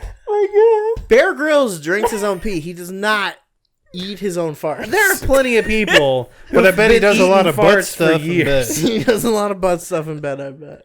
That's the only thing that keeps it spicy for him. The poo disease. Holy shit. All right. Well, I mean, we like a whole wrap this- plethora of poo diseases. Can we wrap up this show, please? Yes. 4-player minute time. Time to go. Oh my god. I'm so distracted. I'm sorry. Let's wrap up the show with the 4-player minute. Hype, sweat, thank you, and fuck you. Brad, go. I got all hypes this week. All right. Hype it up. I'm gonna hype it up. I found out that tomorrow, Druid Stone comes out, which I'm still not sure. I don't know what that is. It's the new game from the people what made Legend of Grimrock. Oh yeah, I forgot about that one. Yeah. And it's like Right up it's like Brad's a alley. turn-based tactics game that actually reminds me a lot of like the combat from Divinity? Divinity Original Sin and Original looks Sin 2. like it, Yeah, it looks really cool. I can't believe that comes out tomorrow. That's crazy. Also comes out tomorrow the Castlevania collection, which includes like games that you couldn't really find over the years on like digital download services like Kid Dracula, like Bloodlines, like Belmont's Revenge, which is the second Game Boy game, which was actually really cool. So I'm really excited about that. Third hype is for Blood Remastered. That got announced and came out like this past week. It's just it's from Night Dive, and it's just they didn't do much to it, but they're doing these like modern remasters for like old like PC games and sometimes even console games that like you might have a hard time running. And I like the original Blood, and I love that they're. I mean, sometimes I really struggle with getting these running. So, like, I really admire that they do this stuff. Sure. Like I said, especially when they make something like Turok actually fucking playable. Turok That's really 2 cool. was great. The remaster of Turok 2. Yeah. So, bravo. I'm hyped to play that. I wish I had remembered that from my stream last night that came out because I would have been fucking playing that. But Yeah. And my final hype is for Monster Hunter Iceborne. They showed a trailer for that they did. in that Sony Direct thing, and it looks fucking good. That Sony Direct was Beautiful kinda lame, environment. though. Beautiful environment. I was hoping to see like some new weapons and maybe like one more area, but what they showed looks really nice. We didn't talk about that today in the news. No, No, we we didn't. didn't, But it because it was looks kind of lame. it looks really good. Not The Direct? not the Monster Hunter. The Sony Direct was lame. I mean, it had some big stuff. But I mean, I guess. I mean, whatever. They better do something else. It had video E3 games. wise, like. I'm worried that it's gonna be like, Well, I mean, it needs to be more than 10 minutes for one. That's true too. All right, my 4-player man starts now. My hype is kind of been for Final Fantasy X. Like, I forgot, like, I'm kind of enjoying that game. I'm not super far into it yet. But like and also the remaster looks fucking beautiful compared to the original game. Yep.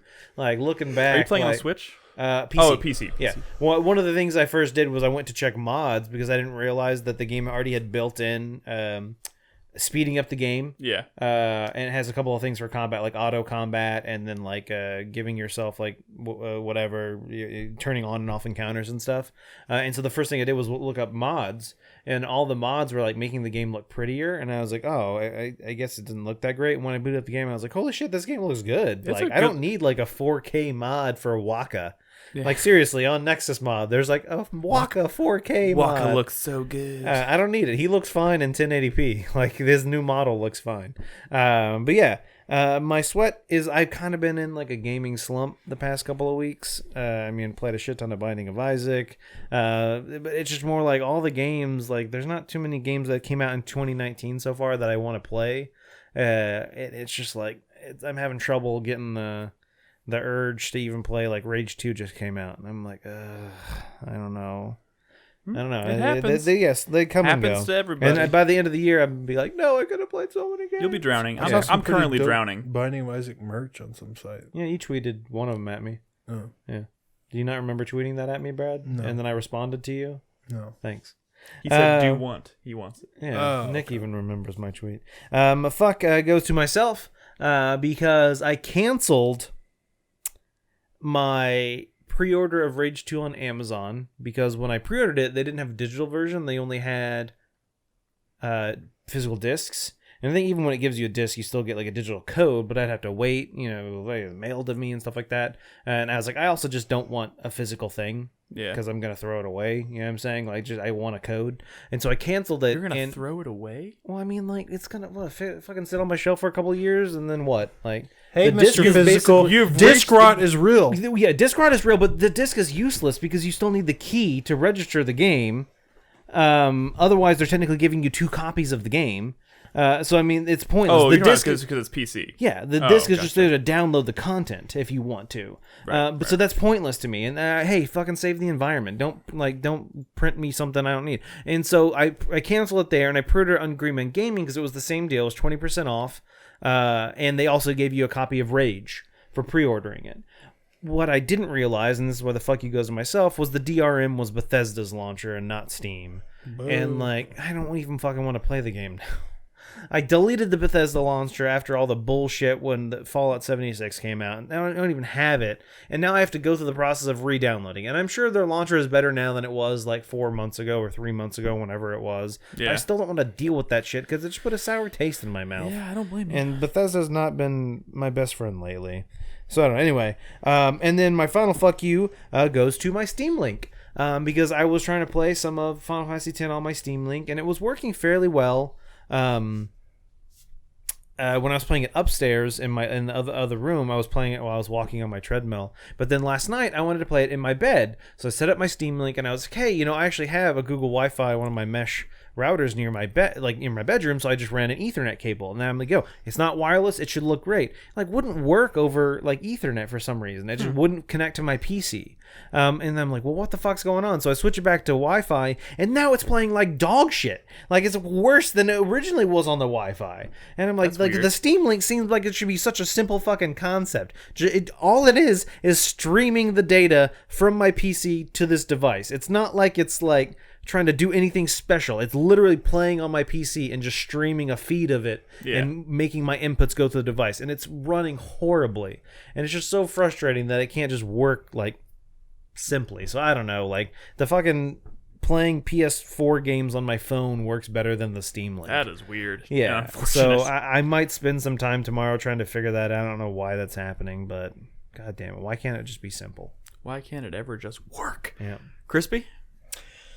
All right, so my hype this week is I'm gonna give it to Hypnospace Outlaw. That shit looks pretty fucking dope, and no, Carlos has been like talking that game up to me for like a couple weeks now, but I had absolutely no like visual reference to go off of, so I kind of just plus you can't trust him. So well, I mean, I don't know, like we cool, but now having like put a face to the name, I guess you could say it looks really cool, and I was definitely getting like kind of Her Story vibes or like something similar to that, and I fucking loved Her Story.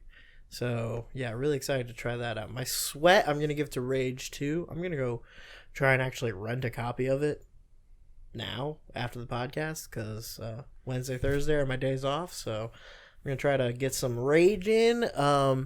You know, it's not like doing great, and I'm not loving the marketing, but one review I read did say like, oh, it's basically Mad Max, except when you're out of the car, you're not Batman, you're a first-person shooter.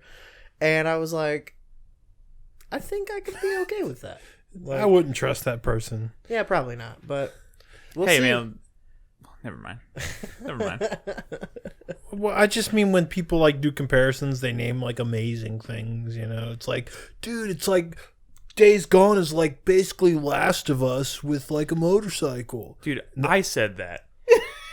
But that sounds amazing, but that's Can't not really trust that guy. Or what I'm saying is like, it's Brad's like, I remember someone stupid said this one thing, and I remember it. that's not what that's not literally what you said, Nick. Oh, no. Can you, but what I'm saying is, My fuck you of the week goes to Brad. I'm saying you have to Simons. fucking qualify. You're like, Days Gone, it's basically open world Last of Us. It's like the greatest game ever, but like amazinger. You know, it's all, you know, it's qualified. I think you can't say like misunderstand. it's like Doom plus Batman. You love those that's things. not what I was saying. Like what they were saying was that Mad Max was like part of the game was driving around, and then part of the game was played like the Arkham games, Correct. which is true of Mad Max. Yes. Yeah. And But then, like, except not. but what they nearly were as saying good. is like not that, just like the driving parts of Mad Max, and then like a really solid shooter. That's solid what they. or good, or like Doom. We're gonna find out next I don't week. We'll be know. talking I don't about fucking know, dude. That's true. Okay. Like, Also, I don't we'll think you figure it actually out. said that. I said. I'm not Days expecting- Gone Look. feels like an open world Last of Us That's not what I said. with qualifiers. That's not what I said. qualifiers. I did not say you said that. Okay, guys, come on. I said Last of Us with the motorcycle, which sounds amazing. This is all a big right. misunderstanding. Yeah. So finish your. That's minute. my sweat.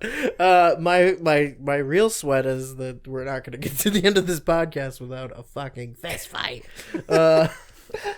Actually, also, I think some other people came out and like corroborated the story of that one guy who said that Randy Pitchford assaulted him. Mm-hmm.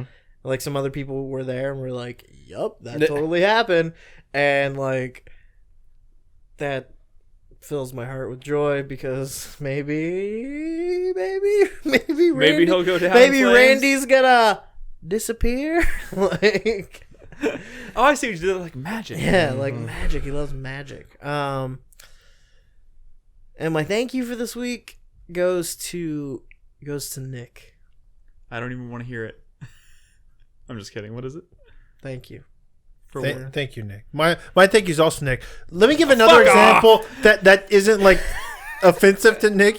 No.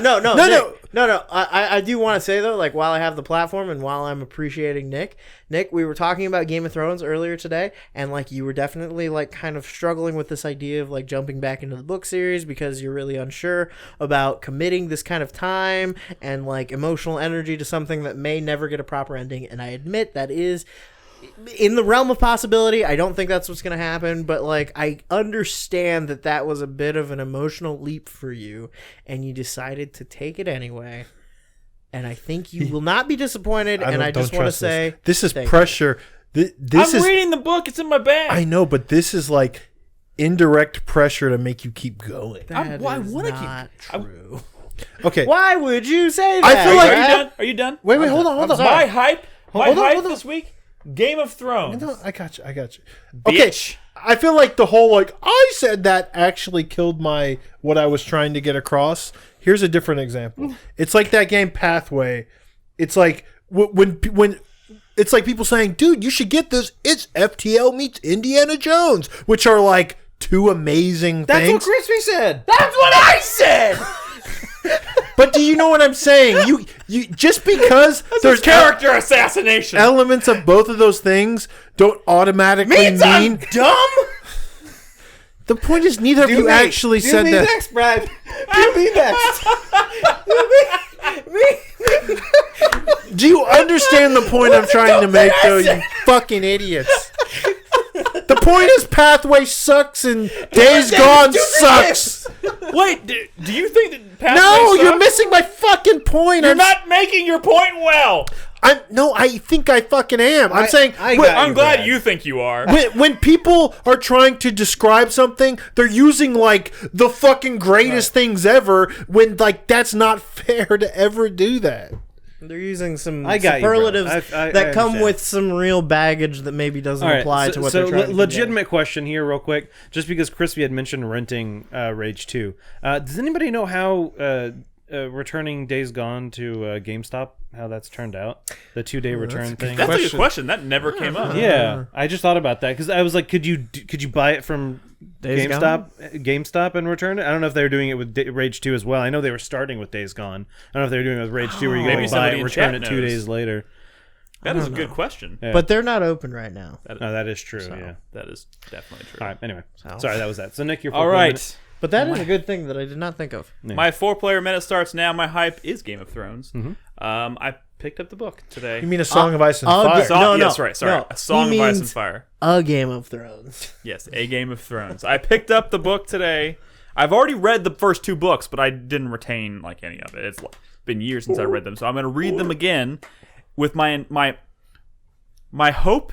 Because I did this with Harry Potter, too. I didn't get into the series until the second to last book was coming out, and I caught up just in time for the 6th book to come out, and I read it in real time with other people who were reading it for the first time, and it was amazing. Honestly, personally, I'm really nervous. This could also potentially be a sweat. Really, Nick, I'm going through the book with you right now. I started it again. I'm very concerned. We're gonna have a book club. I would love to. Yes, Crispy. I'll be talking to you a lot about Game of Thrones. Yes. I can That'd be promise you that. I've voiced my concern about this whole I know it's rude to talk about George R.R. Martin. What if he dies before he finishes the series? But the real concern here is if by chance that did happen, someone else will probably swoop in and finish the series for him, and then we'll end up with the same situation as the show where people are like, "That's not how he would have finished the books," and it's kind of well, that's Man, all we would have, it? and that's terrifying. That's fucking terrifying. But you know what? I do love the books. I do love the universe. I love the show. I'm going to read these fucking books. So I'm about to go hard believe you. I into believe A Song of Ice and Fire, and I'm going to try and catch up before book 6 comes I out. believe you, Nick. My heart. Do we even know? Swells with pride. Is there any inkling that maybe it'll be out before the end of the year? No, none whatsoever. I'm fairly certain they just said that he turned in the draft to his. I'm telling you, a while to get through it.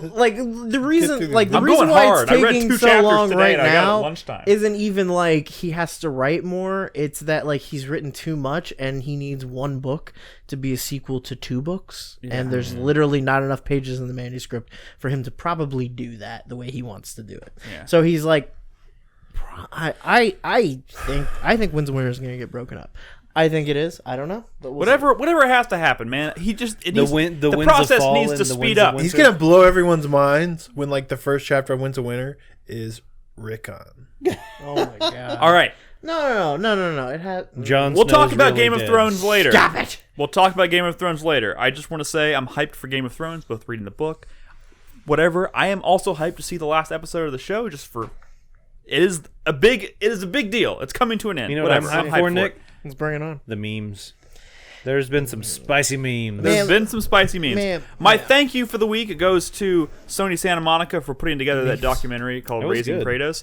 I watched it this past week, and it was fascinating, and it was really great to see that side of development and see the more personal side of it, and how like how stressful it can be and like what their shortcomings, like what their misgivings about it were as they were developing it. It also gave me a really cool opportunity to see the reveal of God of War at E3 from the other side, and I remember that very specifically as one of my favorite E3 memories because we were being rushed down a hallway, as Crispy put it, like it was DEF CON 4, and we made it into the room just in time to see that announcement. See, DEF CON 4 is really not that serious. DEF CON 1 is what I DEF CON 1. So like to see it from that perspective was really cool, and it made me remember like how amazing that moment. Which leads me to my fucking fuck you of the week goes to Sony.